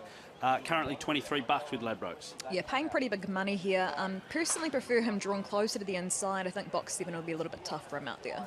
And in the 8, Hamaso for Billy Dance, we mentioned, named after the Dolphins flyer. He's got a lot of speed as well. Yeah, he certainly does off the 8. He was sent out the $1.40 favourite last time out. He never really looked in doubt. He went straight to the lead and led them throughout. And I think what I particularly liked about it is there were actually challenges late, but he just dug so deep. This is the kind of dog that he is. He's just going to keep on chasing really hard to the line. It's been a tough night for punters, but Liz, you nailed the last one with Make Them Cry. Liz is lock. Liz likes. Who are you with for this one? I'm hoping Zipping Pfeiffer will go straight to the lead, and I think she'll be really hard to catch. I agree, Zipping Pfeiffer. Jared, you weighed in with Go Bears last race. Any thoughts, mate, on race 7? I'll stay out of this one personally, but plenty of the Ladbrokes punters agree with both of you guys, actually. Zipping Pfeiffer, really good late push here, actually. $2.40 into $2.25 now. Is your clear Ladbrokes market mover. Hey, Simon, I also just had a little same race multi. I put one together of you 2 Omen bets here in this race, both to finish in the top 2. Kenya Talking and Hamaso. $5.25 for the 2 of them to finish in the top 2 at Ladbrokes. Nice little price there. Yeah, there you go. If you're watching the NRL Magic Round, 2 games in. Of course, a big weekend for all those up there in the Sunshine State. Hopefully you're watching across the dogs.com.au or the Ladbrokes app. We're live on the number 2 channel on the Ladbrokes app. We thank you for joining us tonight. And look, to be fair, it's been a rough night for punters and tipsters. At the moment, things haven't quite gone to plan, but still, we've got 4 more races and we steamroll our way towards the 7:15. It's race 9 on the program and it's only 45 minutes away. We're going to crown the 4th ever winner of the richest staying race in the world, worth $250,000. The Greyhounds are moving behind the boxes for race number 7. Kenya Talking, $2.05, your current favourite. We're all with Zipping Pfeiffer. Throw it over to Phil Roberts. Good luck if you're having a wager. $7. Race number 7 on the card. 515 metres coming up. Second line comes in, Zipping Pfeiffer, Tarawai, Malibu, Go Forward, Jackie, Hamaso on the outside. And the green light shows. Race 7 Gardens, ready. Racing, Zipping Pfeiffer away nicely with Kenya Talking. Tarawai Malibu up there early, but Kenya Talking pushes through and led. Hamaso gets around the field, now goes to 3rd. Shuffled right back as Destral, Tarawai Malibu, Toxic Label, Go Forward Jackie, and back with those as Sherry Not Berry down the back. Kenya Talking has a margin, led by 5. In second is Zipping Pfeiffer, a couple away Hamaso. They're a mile in front of Tarawai Malibu. It's Kenya Talking leading, coming to the bend. Zipping Pfeiffer goes to the outside, but Kenya Talking too good all the way over Zipping Pfeiffer, Hamaso, a margin Tarawai Malibu, Toxic Label, Go Forward Jackie, Thestral and Sherry Not Berry. 2. Kenya Talking, too good, too strong, and hopefully, if you had a punt out there based off the story we told you pre-race, you got the Bickies. The favourite salutes for Joe McFadden, continues his hot run of form, and he got the Quinella as well. Zipping Pfeiffer running home into 2nd, Hamaso 3rd, and I believe Tarawai Malibu getting home for 4th. That was a good performance. We wait to see the clock. Got some ability, this dog. Yeah, really good performance here. The kennel mates, Kenya Talking and Zipping Pfeiffer, both jumped well, but the key here, Kenya Talking was able to just hold the rail, stick to the inside, and has been too good here. And I believe that is your multi that's just got up as well. Is that correct? No, we needed... oh, was it not? No, we just had the top 2 there. We needed Hamaso to run into the top 2, unfortunately. But close. Almost well seen there on the Omen, Simon. A bit more salt in the wound for the punters out there. Sorry to raise it. Anyway, Mick Cowley's caught up with Joe McFadden, the winner of race number 7. I am here with Joe McFadden, not only the winner of race 7, but the Quinella as well, mate. Well done. Yeah, that was beautiful. Really nice to see. It was a pretty easy ride for you too, to be honest. Yeah, look, when they were 1-2 going around the first turn, it was sort of which one's going to get there. I wasn't quite sure because he's pretty strong, but so is she. And when she lobbed right behind him, I was like, well, this will be interesting. But no, he did really well for a young dog, and she's a little bit more seasoned than him. But no, it was really, really good to see. Tell us a little bit about him. Only a young dog. I think he's only like 20 months old, 20, maybe 21. He's got a big future. Probably get a little bit more ground in time. He doesn't really know what he's doing yet. Makes a few mistakes, but he was really good tonight. Like he ran a good line. He's sort of been tending to move to the middle of the track out of the boxes, but that'll just come with time. And no, he's really gone well tonight. Did you know early on that there was something special about it? He was always nice, and being by a Fernando, they sort of tend to really take their time, and he's just gotten better and better and better all along. It's early days, like 7 starts, but yeah, have you started to map out plans for him where he might go next? This was a really nice series for him, being a 1-4 wins, and I sort of haven't looked too far ahead, but probably down to Wentworth Park now. Take him down there and give him a look and see how he goes. Hasn't had a look yet? He's had one post to post there, and he went fairly good. So. That was a very conservative, fairly good from you. Well, you don't win any prizes for putting big raps on them. Congratulations, well done tonight, and good luck with the future. Thank you. Thanks very much. The hot form continues for that man, Joe McFadden. Kenya Talking, a deserved winner here, and the time, I think 29.55. We'll double check that, but it's a big PB for a dog that's got immense ability and great early pace. You can see jumping straight to the lead here off box 1. Zipping Pfeiffer has also jumped well off the 2, but Kenya Talking, he's just been too good and too strong. I love a nice story, Simon. It was great to hear that before the race, and just lovely to see them getting the Quinella. Yeah, massive shout out to Connections. I believe Jared Daffy might also be in Connections as well, alongside Spencer and Simone Owen. So if they're watching or if they're here on track, big shout out to them, because they've been through the ringer the last 12 months. And this dog, every time he goes to the track, gives them something to smile about. Start number 7 tonight, win number 5, and there's confirmation of the time, 29.55. We tipped Zipping Pfeiffer, who just didn't have the same sort of early toe, but it's a great line into the first bend for Kenya Talking. And as we mentioned, start number 7, running 29.55 on a track that hasn't been lightning. I think big future ahead. Absolutely agree. And again, I know I've been saying it a bit, another one out in front. Leader bias. Yeah. It's almost becoming a pattern. What are we, race 7? We're starting to get it. So we'll see. There's a presentation on track for the Sonia Hornery MP 1-4 win final, and there you go. There's Smoking Joe having the time. There's Spencer Owen as well. That's him closest to camera, so good on him for being here tonight. He's a wonderful young kid. Had a couple of greyhounds with Joe already and loves his dogs. He's only in his early 20s, so looking forward to seeing what the future holds for Spencer. Big shout out to Kenya Talking, taking out race number 7. Hey, let's update race 9. It's the Ladbrokes 7:15 final, and it's worth 250 grand. Guys, everyone I talk to, I say 250 grand, and they say, are you kidding?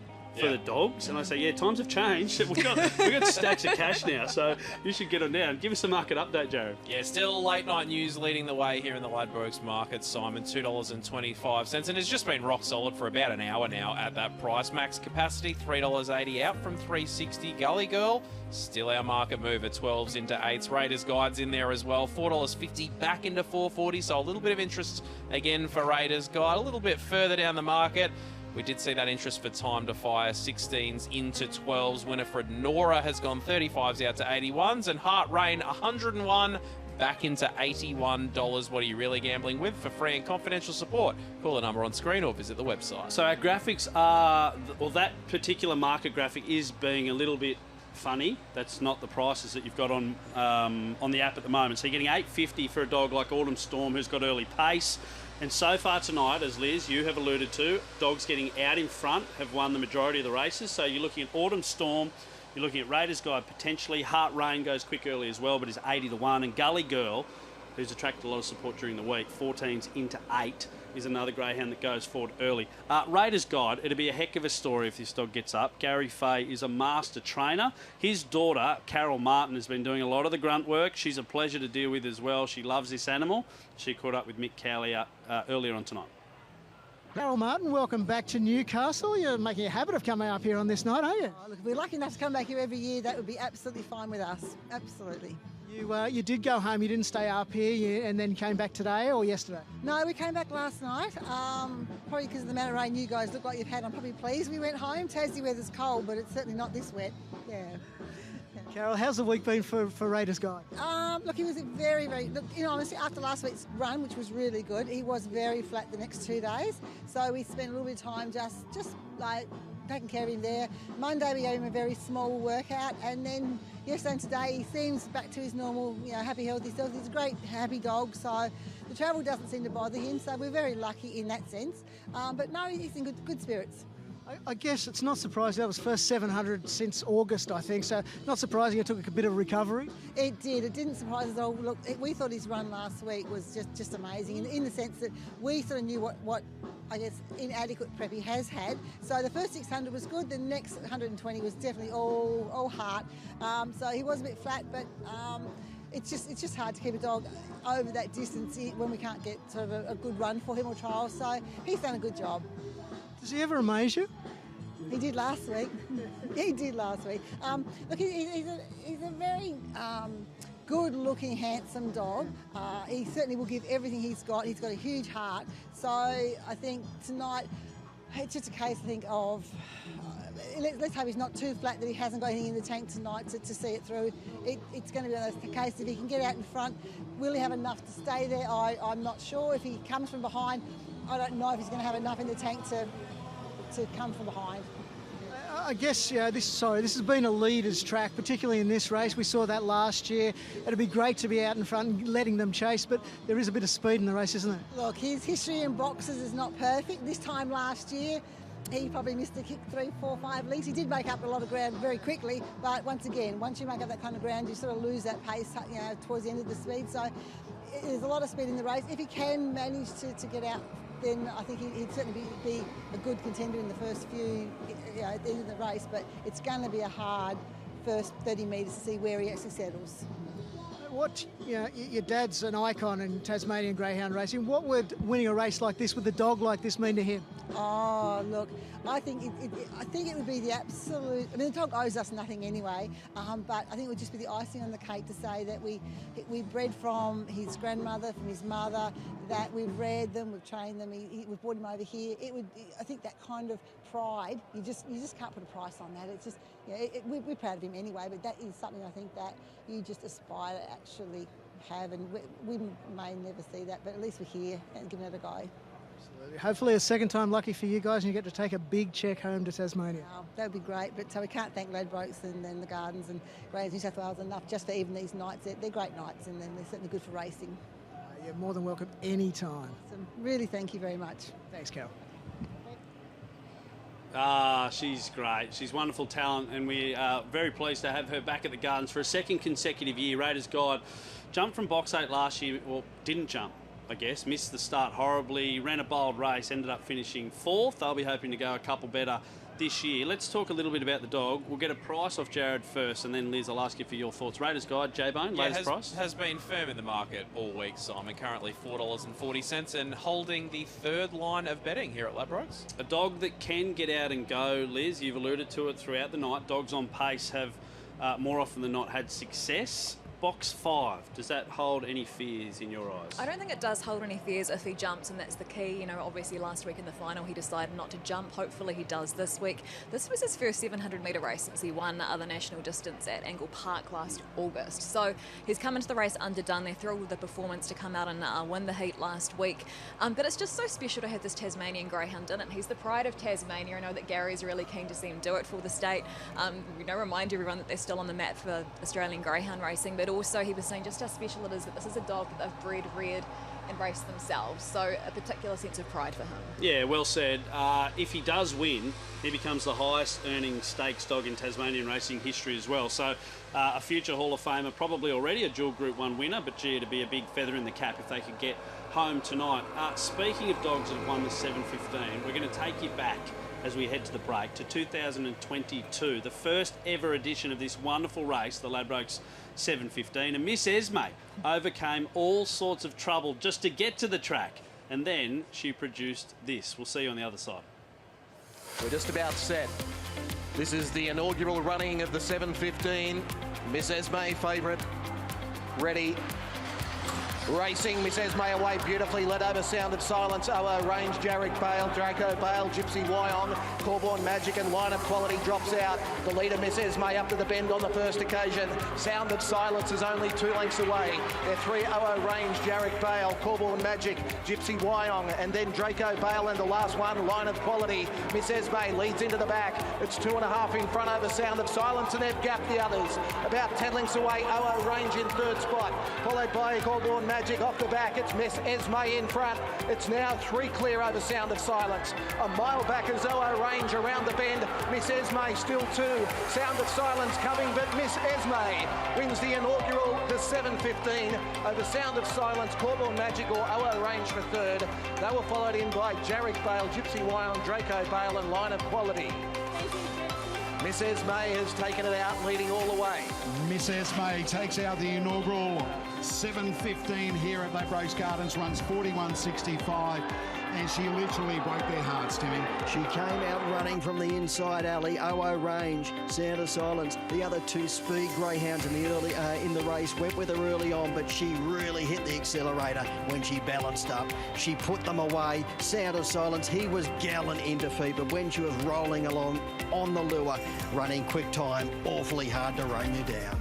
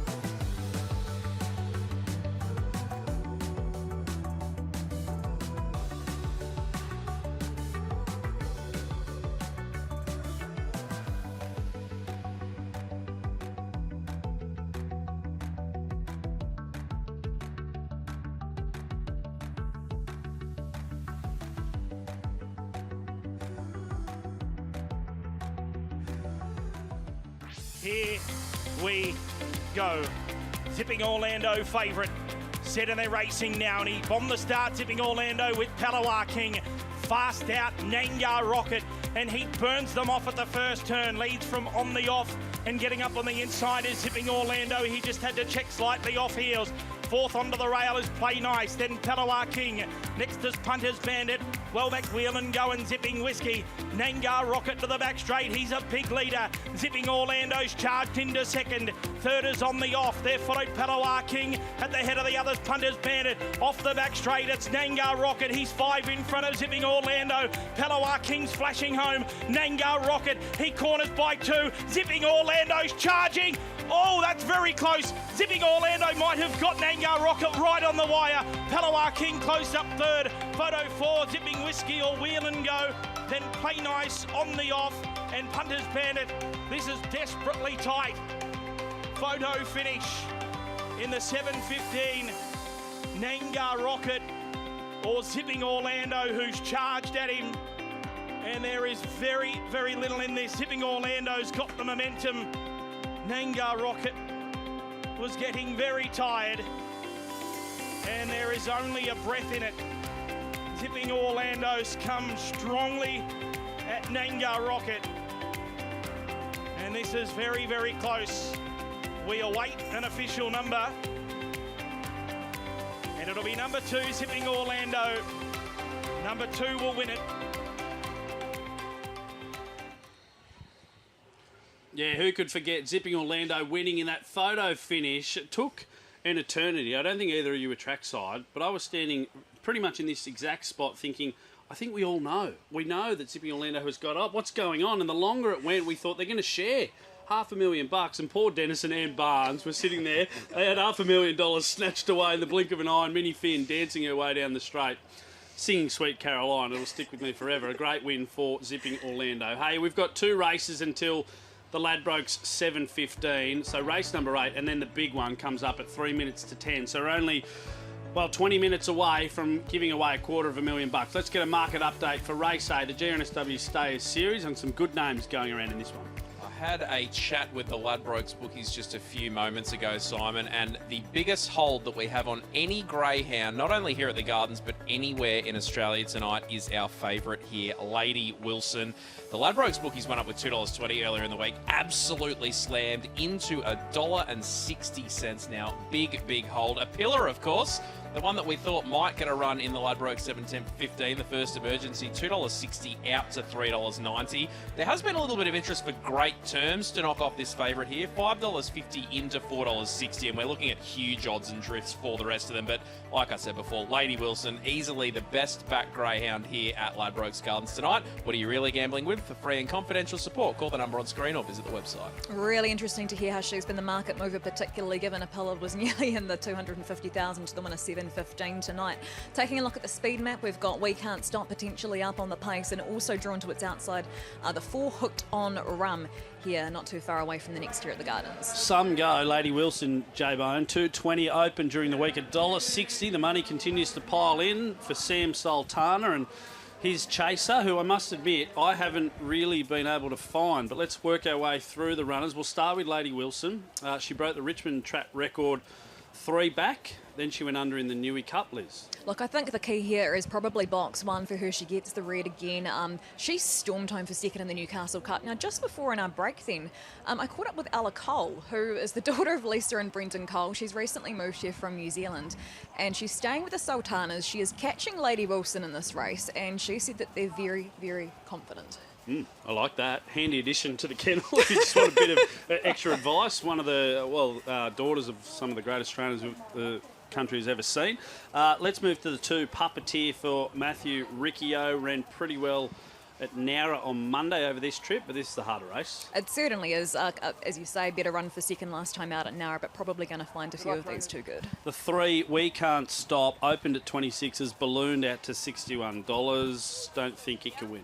I don't think so either over the 7:15 metres. I think she's good over the 600, but I think this might be a stretch too far. Speaking of riding your own ticket, Hooked on Rum, even bigger odds, $91 with Ladbrokes. Look, and I think she's actually quite a talented dog, but again, I think this is probably going to be a little bit too rich for her. The vacant box in 5 means we jump to dog number 6, Apila. Was the subject of a lot of, I guess, rumours during the week. She was the first reserve for the big one, the 7.15. Would she get a spot? Would she not? Well, she's lining up here, and she's currently a $4.20 second elect. $4.20 for a Group 1 winner a month ago. Does that make sense to you? It's actually quite remarkable money. I thought when she was paying about $3.60 around that quote on opening, I thought she was a really good chance. Obviously hearing from Damien Smith, the Greyhound as well. She's a Group 1 winner. And look, her run last week was enormous. She was really unlucky not to make the final. And as Damien said to me during the week, you know, she could have had that same run in the Association Cup. She didn't. She got the clean run and she got through. So hopefully tonight she gets a clear run and she can show us her best. And it was a handy head as well. Raiders Guide 1, Max Capacity came second. Both favourites in the big one later on tonight. So good form for Apila. The 7, I'm Sally. Well, gee whiz, if you talk about luck, the Kennels had none in the last 2 starts. Association Cup finalist, and then last week, no luck as well. Absolutely no luck, as you say. Fell in the Association Cup final. Last time a complete forgive and forget run. I really like her, actually. I think she's a really good chance. She's a dog who can come out running, could potentially be up on the pace, and from there she's a good each way chance. Punters don't like her. 480 out to 950. Continue to balloon. We finish with the 8 great terms for Mickey Ivers, who's already had a winner on the card tonight at Great Terms is best, an absolutely brilliant chaser, but what will we see tonight? Yeah, look, I think he's another one who's potentially a good each-way prospect here, particularly off the 8. He's going to get a wee bit of room. He's someone who also hasn't had luck lately. He began well, and he was badly checked in a 7.15 heat last time. I thought he actually recovered pretty well for 4th in behind Raiders Guide.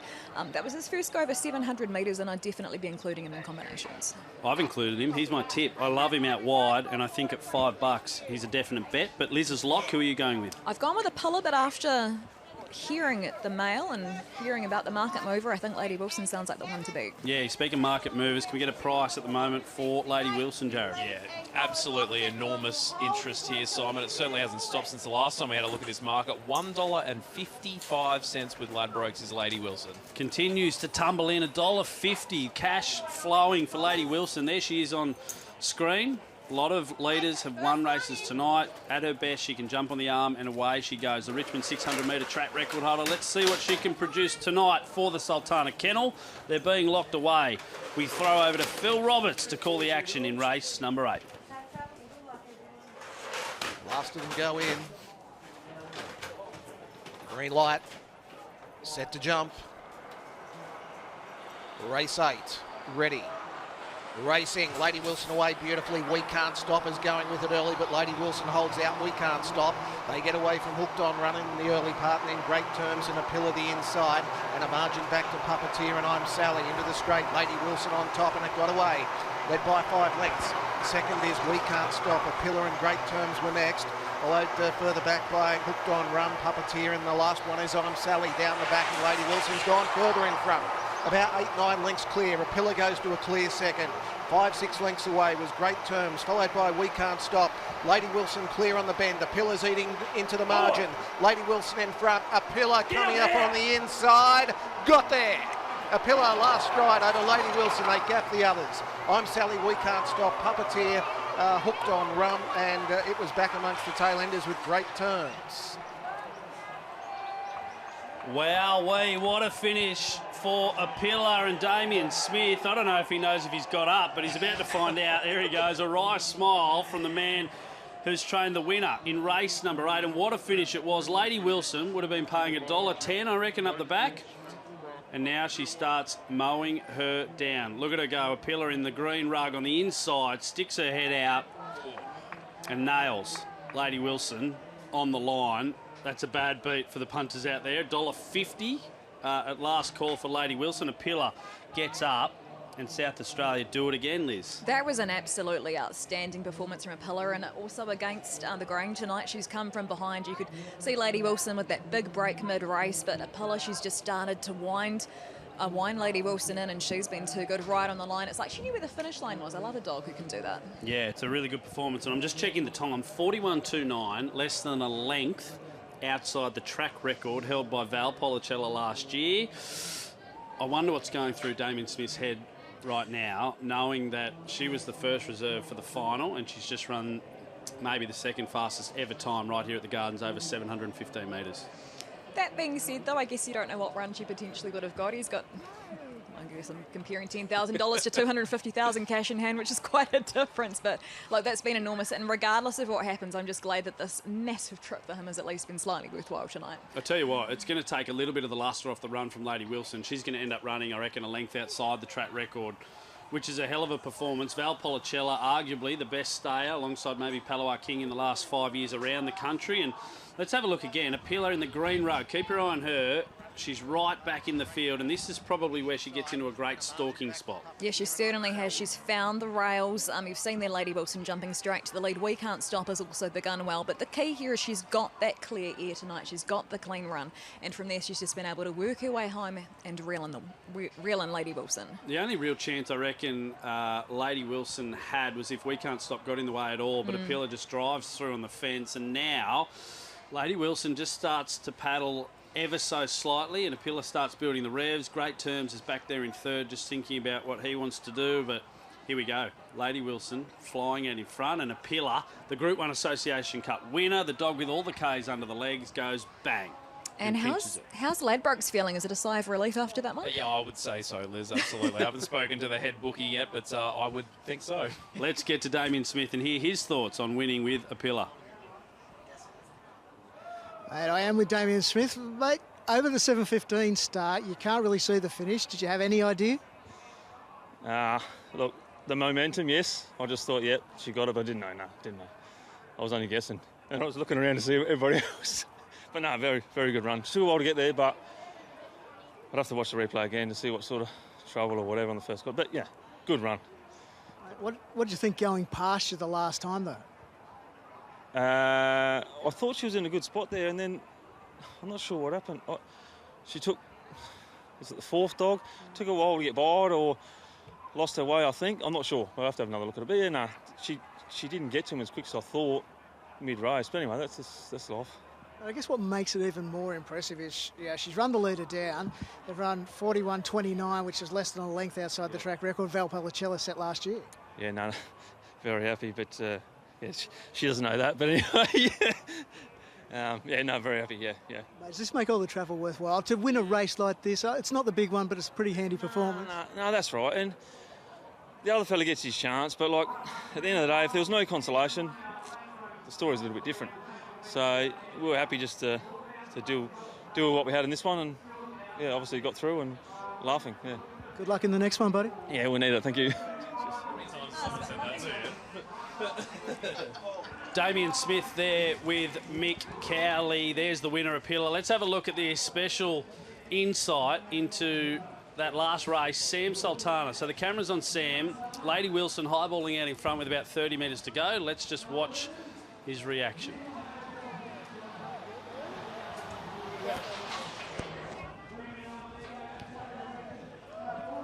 And that's the moment, I reckon, Damien Smith finds out that he's got it. Sam thinks, wow, how did that one get away?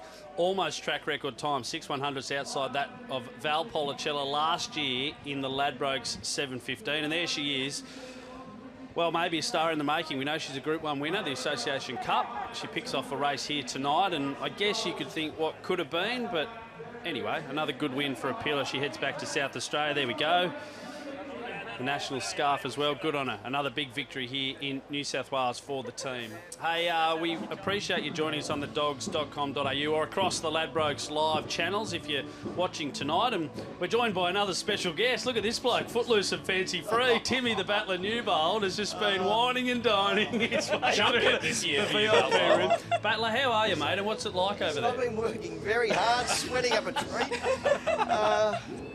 I've been on the waters in the function all night doing absolutely zero, really, just talking to people. No, I've actually been working. I know it's hard to believe, but no, it's been a good night. Everyone's having a lot of fun. Gee, don't they love Big John? Oh, they're going mad down there. Have you met him? No, I haven't had a chance to yet. I will after this. But I'll tell you what, you got to get it. There's a line up to meet him. Can we get a barge from you, Bella? Oh no! Leave me out. I didn't know who he was until about 6 weeks ago. I'm lucky to be on any social media. I'm on Twitter and I check it like 3 times a year, and I'm not on Facebook. But they love him. Mate, earlier in the night, we were trying to explain to viewers out there who didn't know who Big John was. Well, here's our demographic. Here's our case study right here. It's Timmy about the Newbold.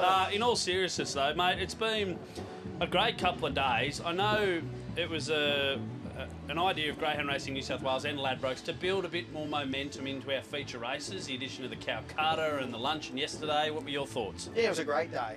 You couldn't, an iconic venue in Newcastle, the Merewether Surf House. Daryl Broman, the big man, he'll be watching, no doubt. He loves a bet. What about his saying he loves betting on New Zealand of a morning at 9 a.m. in the morning, the big man. And Denny Baderas, Newcastle Knights legend, Australian legend, rugby league player, they were great. Munsey along to host, doesn't he love? You can't get a word in with Munsey, but no, fantastic day. Everyone, I was actually chatting to a couple of people who were there yesterday, and they said a great day. They came last year, and they're coming back again next year. They said book us in, so yeah, we might do it again next year. Yeah, great addition to the calendar, and hopefully we can do it around the $1 Million Chase later in the year, of course. Proudly partnered with Ladbrokes as well. Hey, guys, we're only 10 minutes away from the Ladbrokes 7:15, so let's just have a bit of a conversation before we have a look at the runners in depth. We'll start with a market update, courtesy of Laddies, and Late Night News has held favouritism all day. Jared, has it changed? No, it's still the case here, Simon. $2.25, less than 10 minutes out from jump, of course, from the Ladbrokes 7:15. Max capacity, still holding our second line of betting at $3.80 chances. $4.40 about Raiders Guide. Gully Girl is our market mover. A total of $13, I beg your pardon, into 8s, and $9 about Autumn Storm out from that $6.50 quote. But to answer your question there, Simon, Late Night News still well and truly a firm favourite. What are you really gambling with? For free and confidential support, call the number on screen or visit the website. Liz, we haven't nailed you down for a pick yet in the 7:15. You've been hard on the on-pace runners dominating proceedings tonight. Who do you like at this stage? Yeah, look, I think I'm going to stick with that in the big race as well. Autumn Storm, I know that she's been drifting the last couple of days, but I'm just hoping that she shows that improvement. Third look at the track.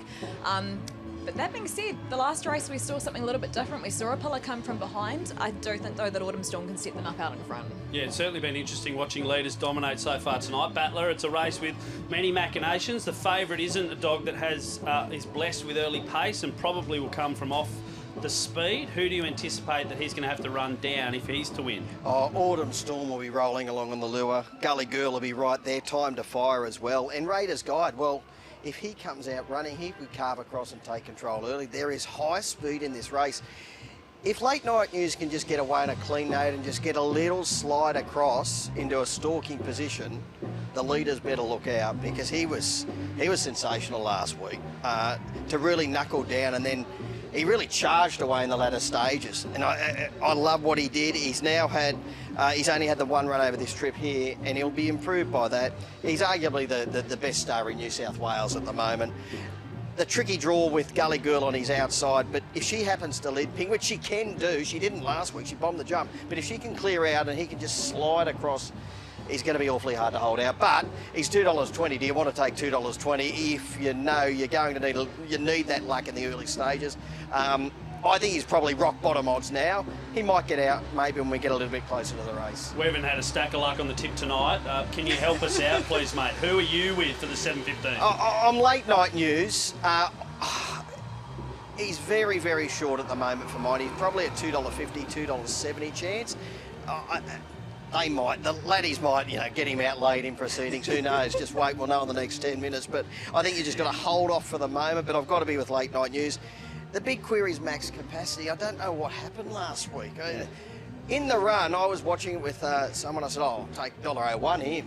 And I'm not going to sugarcoat it. I think he went awful. I know he ran second, but he went awful when we know what he can do. And Peter Lagosiani, he was dumbfounded after the race. He looked at me and I looked at him and said, well, I don't know what happened. Because on his Wentworth Park form, he would have won B6 running away. And I said to Pete, geez, you're going to have to be a magic man this week to get him back. He said, what is it? Magic man, abracadabra or something like that. Or, what is it? What do you say? Something like that. Anyway, abracadabra? Yeah, abracadabra, that's right. That's right. And so I saw him tonight and I looked at him, I said, he goes, we're ready.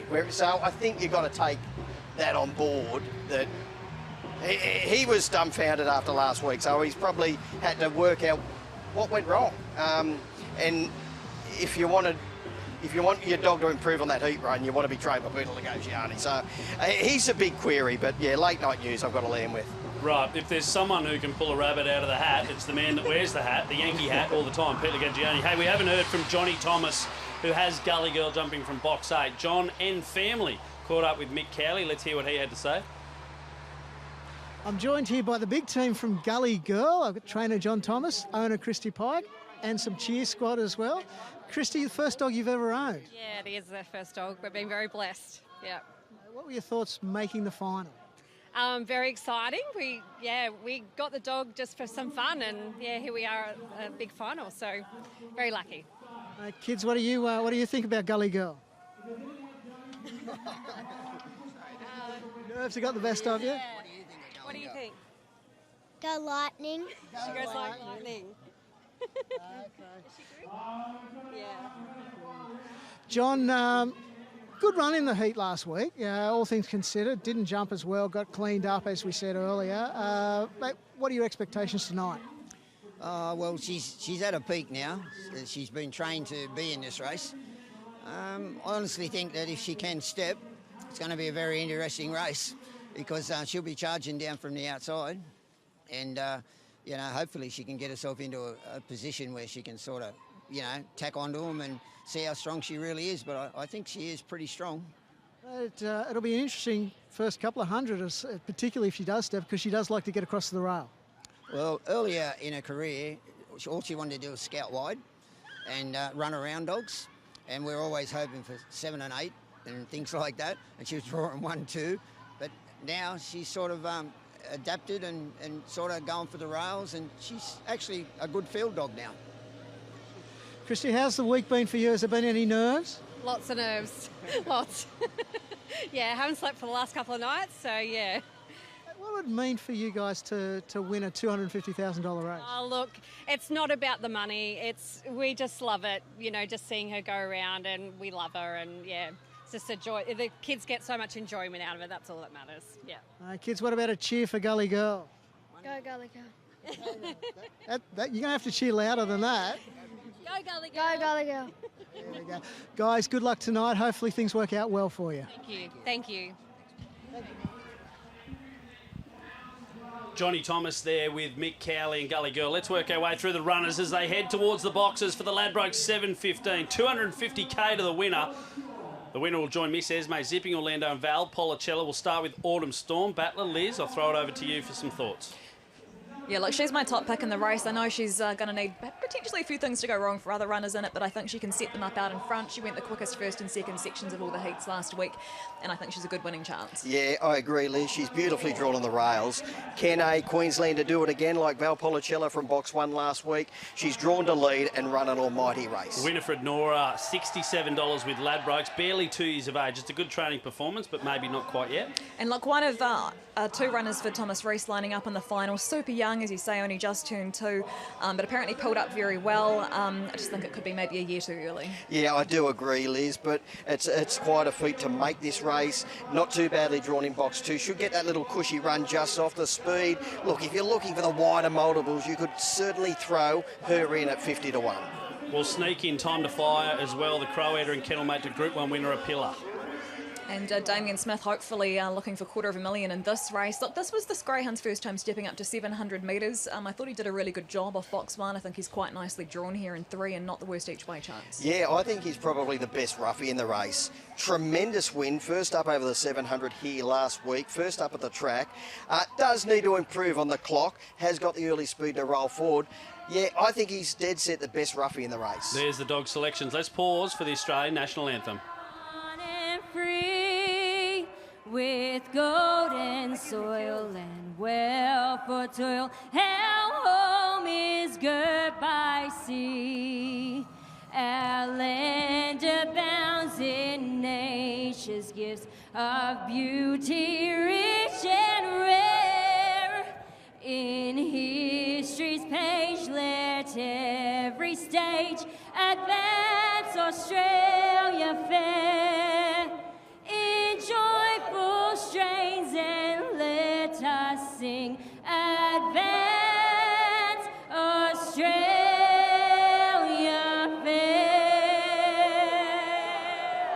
Oh, please thank Amber The crowd Kappa. erupts as the Ladbrokes 7.15 gets ever so closer. Let's keep moving through the form. Max capacity, Liz, for Pete Lagagione. Could be rounding into top form, but last week's heat was indifferent.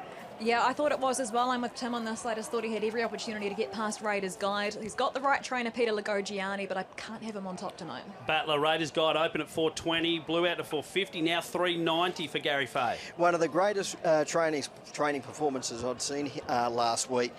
The big query with him, can he back it up 7 days later at his second 700-metre run? He did do it tough, but gee, he'll make his own pace, make his own luck on the pace. He's got a great chance. Liz, Heart Rain, $61 chance for Tom Rees. And look, I think he's not a bad chance in terms of being a roughie. Certainly bred to stay Aston Rupee Blazing Cartier, and speaking to Thomas Rees during the week, he thought this dog can potentially improve half a second going into the final. Battler, Late Night News is on the drift, out to 250. Does that worry you? No, not at all. Getting out to what he should be, in my opinion. He just needs a little bit of luck in the early stages. Plenty of speed in this race. If he can get a slide across to 4th or 5th within striking range of the leaders, they better look out. And Liz, finish us off. Gully Girl for Johnny Thomas. Simon, if she'd drawn box 1, I'd probably have her in my top 2. Box 8 certainly makes it difficult, but we know how good she is winning a key lead-up race in the Newcastle Cup. She just needs a wee bit of luck off the draw. Let's get a market mover for Ladbrokes. I've said it a few times tonight, Simon. Gully Girl, but 8s into 7s now to sit on the 4th line of betting. Late Night News out to $2.70. Jared, you're with Raiders Guide. I'm with Raiders Guide. Battler. Late Night News. And Liz. Autumn Storm. Here we go, the 4th ever running of the Ladbrokes 7.15. $250,000 awaits the winner. About 42 seconds of hard work, but a lifetime about to unfold for one of these lucky trainers and connections. I'm about to hand you over to our race caller, Phil Roberts, for the call of the 2025 Ladbrokes 7.15. First one comes up, Autumn Storm, Time to Fly, Raiders Guide, Late Night News, Gully Girl goes into the outside. Heart Rain, Max Capacity and Winifred Nora. Green light's turned on. This is the 7.15. We are set to go. Racing, Late Night News was midfield away out wide. First out, Autumn Storm, led comfortably. Heart Rain, Gully Girl works over to 3rd. Max Capacity, Raiders Guide were next. Followed by Time to Fire. Late Night News back second last with Winifred Nora. Into the straight, Autumn Storm led past the judge over Heart Rain. Max Capacity moved up on their outside but copped a check. Time to Fire got an inside run. Gully Girl still there. Late Night News starting to make ground. Further back was Raiders Guide. The last one is Winifred Nora off the back. The leader, Autumn Storm, got a little margin. In second spot is Time to Fire. Late Night News working into the clear. To the bend, Autumn Storm. 3 lengths in front over Time to Fire. Late Night News is coming home, but Autumn Storm all the way. Autumn Storm over Late Night News. Time to Fire. Next in was either Gully Girl or Max Capacity. Close-up Raiders Guide, Heart Rain and Winifred Nora. There you have it, Autumn Storm, the pride of Queensland for Tommy Savellas. She got out on front, she didn't look back, and away she goes into the record books. The 4th ever edition of the Ladbrokes 7.15 is heading back across the border. Great effort, wonderful performance. The time pretty hot as well. Liz, Battler, what do you think? That's been an outstanding performance, straight to the front. As we mentioned earlier, Tom Zavellis hadn't booked accommodation yet. You said there could be somewhere available at your joint, but no, look, I thought it was terrific. She's been a lot stronger this week. It's been her 3rd look at the track. I thought that was a really good one. Mick Cowley is with Tommy Savellas. Let's throw to Mick now. Hey, Queenslander. 2 years in a row, box 1. How good's that? Mate, you rode that better than many jockeys I've ever seen. Yeah, look, I was pretty keen. Once she got halfway round in front, she had a little bit of a buffer. I was trying to see where Late Night News and a couple others were, and we had a bit of a break on them, so I was quietly happy, yeah. Coming round this turn here into the back straight, there was a couple that started to come, then she got a bit of a kick. Yeah, look, she's just new to the staying caper, and she's going to get better all the time. She's only about her 4th or 5th run ever over the distance. We had her ready to go when she broke the record at Grafton a few weeks back. She got kennel cough, set us back. We thought this race was in doubt, but thankfully she's come to hand really quickly and makes the 3 weeks up and down the highway worthwhile. You've been training this game for a long, long time. You won a lot of feature races. What does winning a 7.15, a $250,000 race mean to Tom Savellas? Oh, look, you know, you love to win any race in greyhound racing, whether it's a maiden or a feature race, but these sort of races are special. The owners, Michelle and Michael Jones, they'll be ecstatic. You know, they've been in dogs for a long time. They've had a lot of top dogs, as you know, like Super Estrella. they've had bad luck in a couple of races here, so hopefully that erases that for them. I think Ice Cream Story one day was going pretty good and went amiss, so Little Autumn's helped rewrite, make good memories for the track for them. Mate, when did the plan to come down here and attack this race come about? Like I said, it was before Grafton. When she broke the track record, I thought it was a first go over 660. I thought that's the time. But when she got kennel cough, we weren't sure if it was going to work still. Had to talk to the owner and said, look, this is the way, we'll try it and just see. And when she went no good in the Newcastle Cup, we were sort of thinking, oh, did we come back? But she was very lost and everything, and she's the sort of dog that definitely likes to look at the track, as we found out today. You've made a trip, as you said, you've made the trip. You've up and down the highway 3 weeks in a row. You've stayed at Taree, I think you said. Yeah, I was staying at the owner's place at Michelle and Michael Jones, and they do everything to help you. So I mean, not just because it's their dog, they're just those sort of people. If I came down with someone else's, they'd do the same. They try and help you as much as possible. They're just great, genuine people that put everything into their dogs, and they deserve the luck they get. Maybe we should change box 1 to the maroon in this race. Why not? Let's go for 3 in a row next year, so with someone. Congratulations, buddy. Thank you. Tommy Savellis there with Mick Cowley. Congratulations to Autumn Storm and the ownership group, Michelle and Michael Jones. And it was a hell of an effort, Battler. That's the third time in 4 races that Box 1 has won the Ladbrokes 7:15. And as Tommy said, once they got halfway around, she was out in front with a big buffer. He felt pretty confident. Yeah, she just kept on rolling along, and she was just too good. All honours to Autumn Storm. It's been a great training performance because it's not easy to travel that many hours down and back, for 4 or 5 weeks now, when she came down for the Newcastle Cup as well. So it's been a great training effort. She made every poster winner, bowling along in front. Look at the replay here. She began beautifully, and that early burn making every poster winner.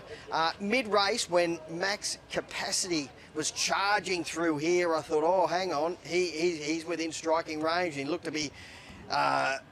he just got a little bit of a bump there, and I thought he was going to loom as a big threat, but after that bump, he dropped out. And then Late Night News, Liz, you could see him poking through just out of screen at the moment to go out after the leader, but she was just slipping along beautifully. He got held up a fraction, but all honours with her. She's put the time on the board. A brilliant front-running exhibition. Absolutely. I thought she might have started to slow down, and as you say, Late Night News was really starting to get into his work, but she hasn't slowed down this week, and as you say, terrific training performance by Tom. 41.46 the final time, so a couple of lengths outside Val Policella's track record last year, but that's 2 in a row for the Queenslanders. I tell you what, we're going to have to start pulling our weight moving forward. We're looking at the replay again. Heart Rain was bowled early on. Gully Girl was on pace. And I'll tell you a dog that we didn't see much of, Raiders Guide, much like last year, missed the start and was always doing it tough. They were really worried. I spoke to Carol Martin after the race last week, and she said she was so proud of how brave he was, but she said, realistically, I think we're in trouble next week. Can he do it again? He's got to go back home, come back up here after a really hard run, and we all know it's been well documented. He couldn't get a run in Tassie, so he was never ever a factor. No, 5 or 6 wide, pretty much the entire journey. And here's some pictures of Tommy Savellis riding it home.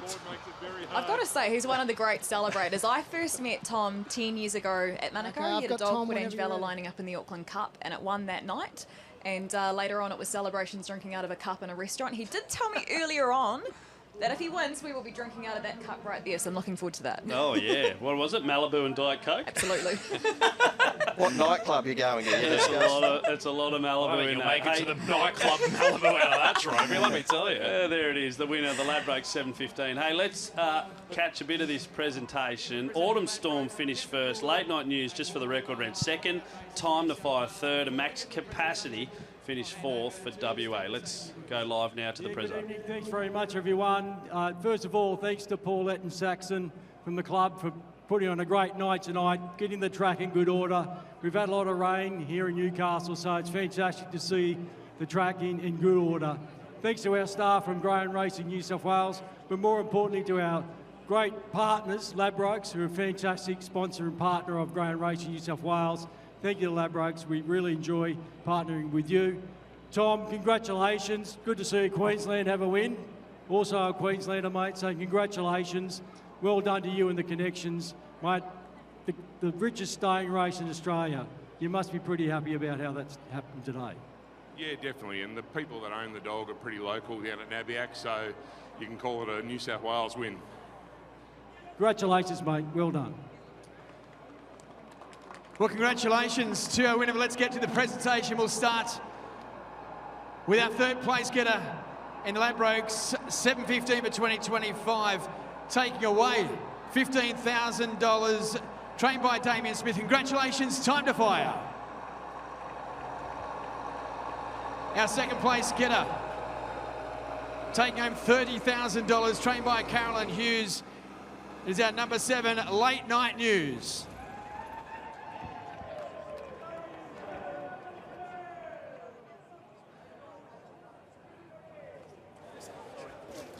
And finally,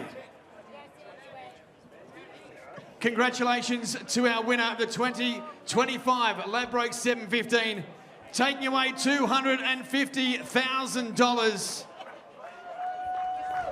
Our winner is trained by Tom Zavelis. It is Autumn Storm.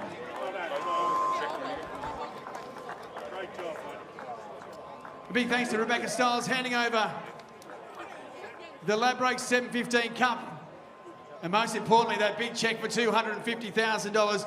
Punters, please put your hands together and congratulate our winner for 2025, Autumn Storm.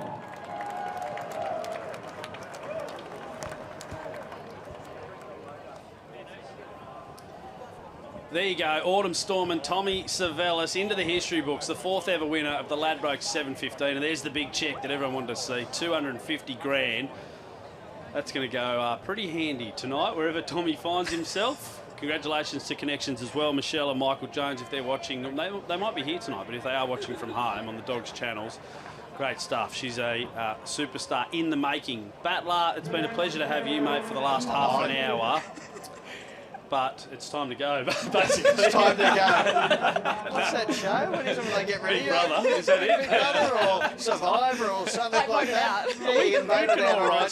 we could write someone down. On your black Newbold. You've got a race caller box to fill, don't you, somewhere? Is that the rumour going Oh, around? yeah, that you yeah. come back? He did the Phantom Call yesterday. Gone back. That was amazing. I'm not saying. The Phantom Call. Yeah.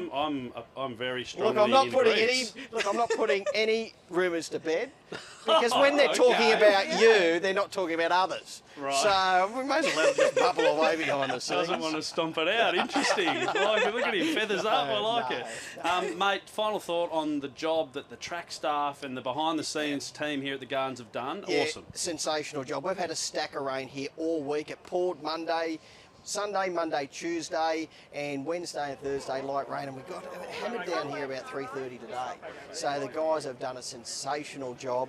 The Greyhound Racing New South Wales staff, Tommy Marcus, Jared Carter, Billy Ralph, Paul Schofield, all the boys, Rod Sheether, all honours to those guys. That track tonight, a near track record run in the race before the 7:15. So they've done a great job. All the staff here, it's been a great night. Big John, he's been one of the highlights of the night. Big John, the big fella. Might go and have a beer with him now. That sounds good to me.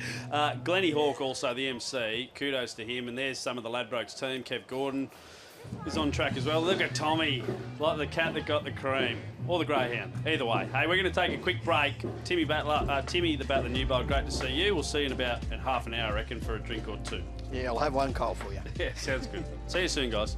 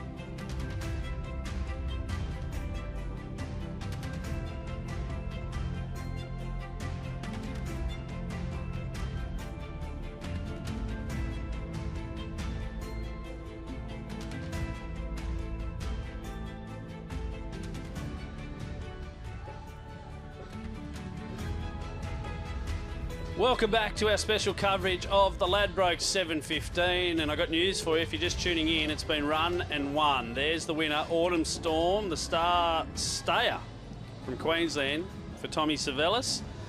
She led basically the entire way, and she put a gap on the bulk of the field. Late Night News emerged from the pack to try and chase her down, but it was too little too late. To the victor go the spoils. 250 grand to that man right there, Tommy Savellis. Queensland win 2 of these races in a row. I'm a Queensland Rugby League supporter, so I guess I can claim this as a win, guys. Why are you a Queensland Rugby League supporter? How long do we have? I was born near the border. Okay.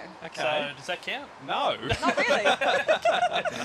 Yeah, good old Musselbrook. Just 8 short hours drive from the Queensland border. Stone's throw, Musselbrook. Hey, mate, I'm happy with my decision.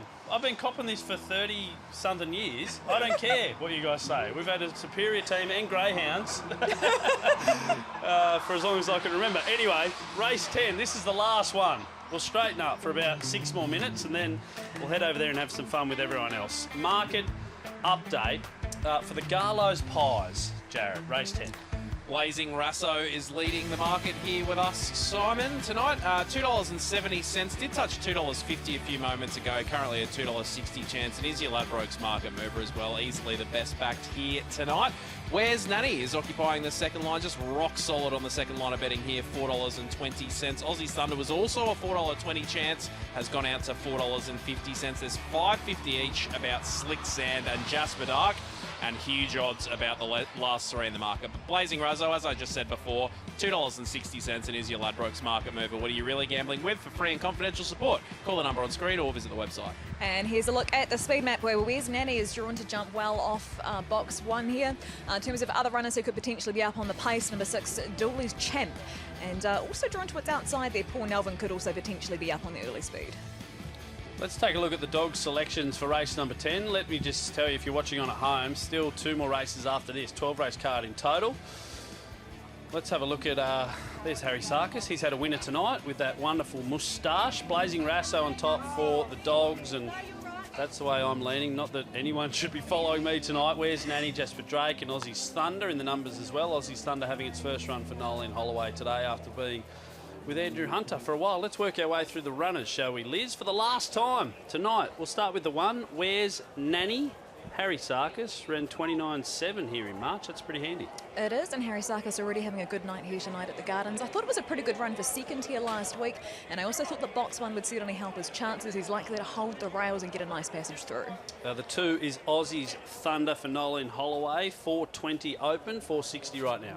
Look, when you look at the recent form, it doesn't look great on paper, but with that being said, it was a complete forgive run last time out. He was just starting to drive to the lead and he got checked back out of it. I think that if he jumps on pace today, which he can do, he's a winning hope here. Rapido Vito for Tony Forbes. We saw a 40-kilo dog earlier on tonight. This dog's a big lump as well, 39.6 I think when I checked this morning. Takes a while to wind up. And he's looking pretty excited there too. I always find it funny in the running. It's like seeing a big horse coming down the outside against some of these other smaller greyhounds. But yeah, unfortunately probably can't have him in this field tonight. He looks happy despite what happens tonight. Look at him go, tail wagging. The 4, Slick Sand for Alan Woods. The Woods team have had a winner here tonight as well. What do you make of Slick Sand? I've actually got him on top of my selections here. I thought he was a really good chance. I particularly liked his win here 2 starts ago. Put in the big bounds late and won. The draw obviously isn't ideal. He isn't typically fast away, but he's going to be hitting the line strongly. I tell you what, the 5, Jasper Drake, led from start to finish last week. Harder draw, harder field, but led a dominant track all night long.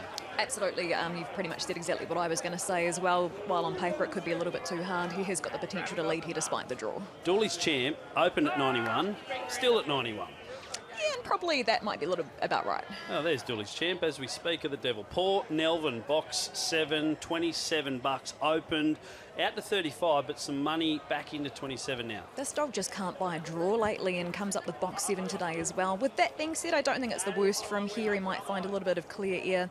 If he gets some luck, he'll probably be coming home well and could be a place chance. There he is, happy dog as well. He goes quick early. And the 8, Blazing Rasso for Blake Moroney. My tip was a Taree Cup finalist. Maybe could follow the 7 across. Yeah, and she was a bit unlucky in that Taree Cup final as well, where she finished 6th. She took a bit of a bump early. She did win her heat off box 3. If she'd drawn closer on, I would have had her on top, but just because of her drawing, the 8 have gone with Slick Sand on top. You can see there, Simon says Blazing Rasso in the last race of our coverage here tonight on the dogs.com.au or across our Ladbrokes channels if you're watching there, but 12 races in total at the Gardens. Liz's lock, what do you like? You've been in good form late in the card. I absolutely have not been in good form tonight, but I like to think that Autumn Storm has compensated a little bit. I've gone with Slick Sand on top here. He's going to need a little bit of luck in the running, but he'll be storming home. Ladbrokes market mover, please. Well, Blazing Rasso was on the drift now, Simon. $2.70 out to $3.30. Good push for Jasper Dark late here, actually. $5.50 into $4.80 now. And Where's Nanny? Just as we catch up now, $4.30 back into $4. We're 40 seconds away from the Garlows Pies, 4th, 5th grade over the 515 metres. About a 5-second run to the first turn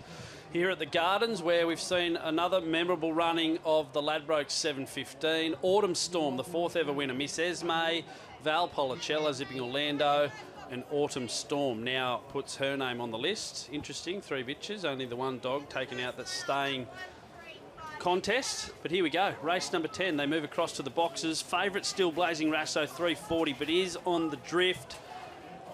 If you're having a wager, good luck to you. Race 10, the last one on our program tonight. I'm going to throw it over to Phil Roberts for the last time to call all the action.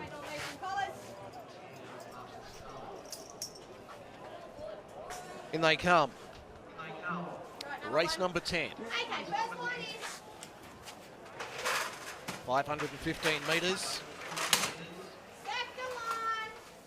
If you missed the result of the 715, Autumn Storm leading all the way. Green lights on. 10th from the Gardens. Set to go. Racing near the inside. Aussie stunned with Rapido Vito both away well. Slick Sand and Jasper Dark were next, followed by Where's Nanny, Poor Melbourne. Blazing Rasso's back to second last. Dooley's Champ back at the tail. Into the back, Aussie's Thunder led.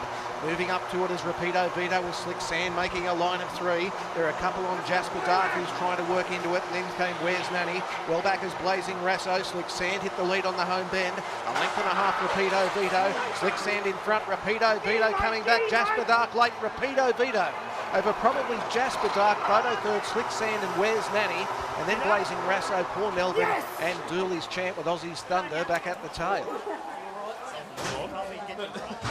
Well, there you go. Rapido Vito. Is that the big lump? It is. And watch him here in the replay. He's twice the size of anything else. Oh, and someone was on as well. We heard a very vocal yes down the barrel when he gets up. 40 kilos, ringing wet. Look at the size of him. Jasper Dark, I reckon's got home to pinch second ahead of the 4. There you go. I don't need to do any more talking. The 1 finishes 4th. Blazing Rasso was on the drift and deservedly so, but that's a hell of a win. Rapido Vito at a big price. J-Bone, what were we looking at there for the winner? Ended up jumping $23 there, Simon. Rapido Vito. Awesome. Great job for the punters who have been on the floor, not for all of the night, but for the majority. Another favourite goes under, and all credit to the winner, Rapido Vito, for Tony Forbes. There he is. And Mick Cowley's got him. Let's hear from Tony now. Tony Forbes, there was a very big cheer when that dog saluted. Well done, mate. He's got a few owners that's very vocal. We've won a couple of good races with him, but he knocks himself out all the time. He's just got to get to the rails and then he can really gallop. And if he's drawn out wide or whatever, he beats himself. But dog's got a lot of ability. Blew Achilles out here about 8 months ago. Should never be racing. And I brought him back, and that's the third win in about 7 or 8 starts. So I'm pretty wrapped with that. Yeah. You obviously had a fair rap on him to go through the patience of bringing him back. Yeah, he's got a lot of ability. He's run some quick times. He ran here in 29.50, won a $5,000 race, 25.10 at Maitland. So the dog's got a lot of ability, but a 40-kilo dog, you know, and yeah, he's a good dog, good dog. 40 kilos, he's a big unit, isn't he? Oh, he's a big boy. Soft, but he's good. Congratulations, well done winning a race on this night. Yeah, it's a big thrill. It's a good night, and I'm really thrilled for the owners and that, yeah. Go enjoy. Thank you very much. Tony Forbes, he's a great servant of greyhound racing here in New South Wales. He's been down doing a power of work at the Cessnock track for years and years and years, and a deserved winner. I thought it was him yelling out and yahooing, but the ownership group and Rapido Vito got into a great spot, Liz, and just overpowered him. Yeah, look, has just been too good there. Has managed to find the rails, has come home strongly, and it's another comeback story tonight as well. Tony Forbes saying there probably shouldn't ever have come back racing after that injury about 8 months ago, but he's nursed him back, and it's great to see him getting the win. Yeah, wonderful result. Unless you were punting, of course, $23 or thereabouts for Ladbrokes with that big lump of a thing. Look at him. He was a happy dog pre-race, and maybe that should have been the tell. And there's Tony, some high fives, and we love that. Another entrant into the facial hair stakes that we're going to have next year with Steve high bar Higgs. tonight, isn't it? Very, very high bar. We're letting the team down. When I say we... I didn't... Well, Yeah. Well, where's your beard, Liz? you guys have got a year to work on it for next year. Modern just day saying. blokes. We don't have the facial hair of these blokes. Could you though? Are you looking at me? Could you? Yeah, you've got something, facial- but it's oh, nothing right, it's not- remarkable. okay, yeah, no. But could well, you that's do it true, if yeah. you wanted to? Like if you wanted to do it, could Yeah. you do it? No. Okay. Absolutely not. That's it. Anyway, we're waxing lyrical about facial hair. And there's the winner, Rapido Vito. Oh, strikes a pose as well. Love it. Big lump of a thing. And look at the love for the Greyhound. That's what we've loved to see tonight. We've sent in a bunch of winners, and there's been plenty of them. 10 races so far. Just a reminder, if you are watching across the Dogs or Ladbrokes live channels, there's 2 races to go from the Gardens here tonight, so continue to stay on, even though our coverage is ending in the next couple of minutes. But it's been a memorable night. Guys, I'm going to put you on the spot. Favourite moment, favourite winner? Start with you, Liz. Look, Autumn Storm, I just love seeing that run. I loved seeing her come back stronger, and it's always nice to see the travelling trainers doing well, so great to see Autumn Storm winning. But also particularly enjoyed seeing a pillar getting up as well, basically the consolation too. Jared, what about you, mate? Well and true. I love seeing stories and performances like that in big feature races, Simon. I also think Autumn Storm was a huge tick on tonight, but also probably the look on Liz's face when Big John came on the camera the first time, and then more so the pie race. Still haven't recovered from that. I agree. The pie race is the best part of the night for me. Autumn Storm, great effort, but pie race will go viral tomorrow. There'll be 100,000 people watching it and just loving life. Great commentary, by the way. Oh, thank you very much. Don't quit my day might job. bring you back next Is year. that what you're saying? It's been a heck of a night. Let's recap everything that's happened tonight. It started in the first with Starfire Tears for Mickey Ivers, another dog who just comes off this production line. Goodsy out of Empress Tears has produced Trapper Tears, Trooper Tears like wildfire. We know their exploits around the country, but wonderful winner there in the opener. Blue Sue for Harry Sarkis got up in race number 2. A lot of people remember Good Wan, for all the Wan dogs, I should say. Harry Sarkis was the trainer of that greyhound. Rattling Impact for Warren Slade, just nosed out the runner up there. That was race number 3 on the card. Lots of happy faces both off and on the track here tonight. Diva's Delight for Steve Higgs. I reckon that was one of the interviews of the night. He was stoked to be here, stoked to have a winner on such a big night, and he spoke about his love for this greyhound, Diva's Delight, who had been through the ring with injuries, and there's a great family shot of the Higgs kennel. 4 Barrys for Alan Woods. Love the name, 4 Barrys. By the way, I should just mention, if someone hasn't named a dog Big John or Bosch by this time next year, we need an inquest into that. Make them cry. I think this dog's got bigger and better ahead of her. She's a star in the making over, I think, 600 metres, but we'll see if Pete Gaggioni and co can get her up over the staying trip. Kenya Talking, great backstory. There's Joe McFadgen, who's a trainer who's been in hot form. I think 11 of his last 18 races he has taken home. He ran the Quinella here with Zipping Pfeiffer and Kenya Talking, and it was a good performance, 29.5 or thereabouts. A pillar, what could have been on one hand, but still a remarkable performance to go within less than a length of the track record. And Lady Wilson, if that's not run of the night beaten, I don't know what else could be. Sam Sultana would have thought he had the check all the way home, pipped at the post. And then the big one, Autumn Storm, look at her go, flies out from box 1. The 3rd time in 4 editions that the Cherry has got to the front and just kept on keeping on. He joins a small but very mighty list of winners of the Ladbrokes 715, and good on him. He's a great fella and he does a lot for this industry, both in Queensland and around the country whenever he travels his dogs. There he is with the winner's trophy and rug. And then Rapido Vito, Tony Forbes, a great winner in race number 10. The big lump of a thing, managed to find a nice spot near the speed, and there you go. That's what it means. It's not the 715, it's not $250,000, but still, for some people, just having a greyhound going around on nights like this is what it's all about, let alone getting a winner. that just about wraps up everything from here tonight. I've got to say a quick thank you to my co-host, Jared Timms from Ladbrokes. As always, mate, wonderful effort. I know you're just stinging to get over there. My question to you, what's I'm not first? looking at you, I'm looking at the bar here. Pie or beer? I'm going to the beer first. I will be having a pint as well, trust me. And a round of applause, just you and me, for Liz Whelan. Absolutely stellar on debut here tonight. We won't talk about what happened on the shoes and the mud, but other than that, mate, you finished off strong. You tipped the winner in the big race, and it's been a pleasure to have you. It's been a lot of fun. Thank you guys for having me in Off the Ballot tonight. We'll see you soon, I'm sure. We had Timmy Newbold stop by as well. To Mick Cowley, great job trackside as always. To all the staff here at the Gardens and around Greyhound Racing New South Wales, a wonderful job by you as well. To Brad Adam, back there in the studio, well done to you, mate. To everyone behind the cameras or at home, Kat Stewart, you do a mountain of work. So kudos to you, mate. And until next year, happy punting. We'll see you in a year's time for the pie race, but most importantly, the Ladbrokes at 7:15. Hooroo.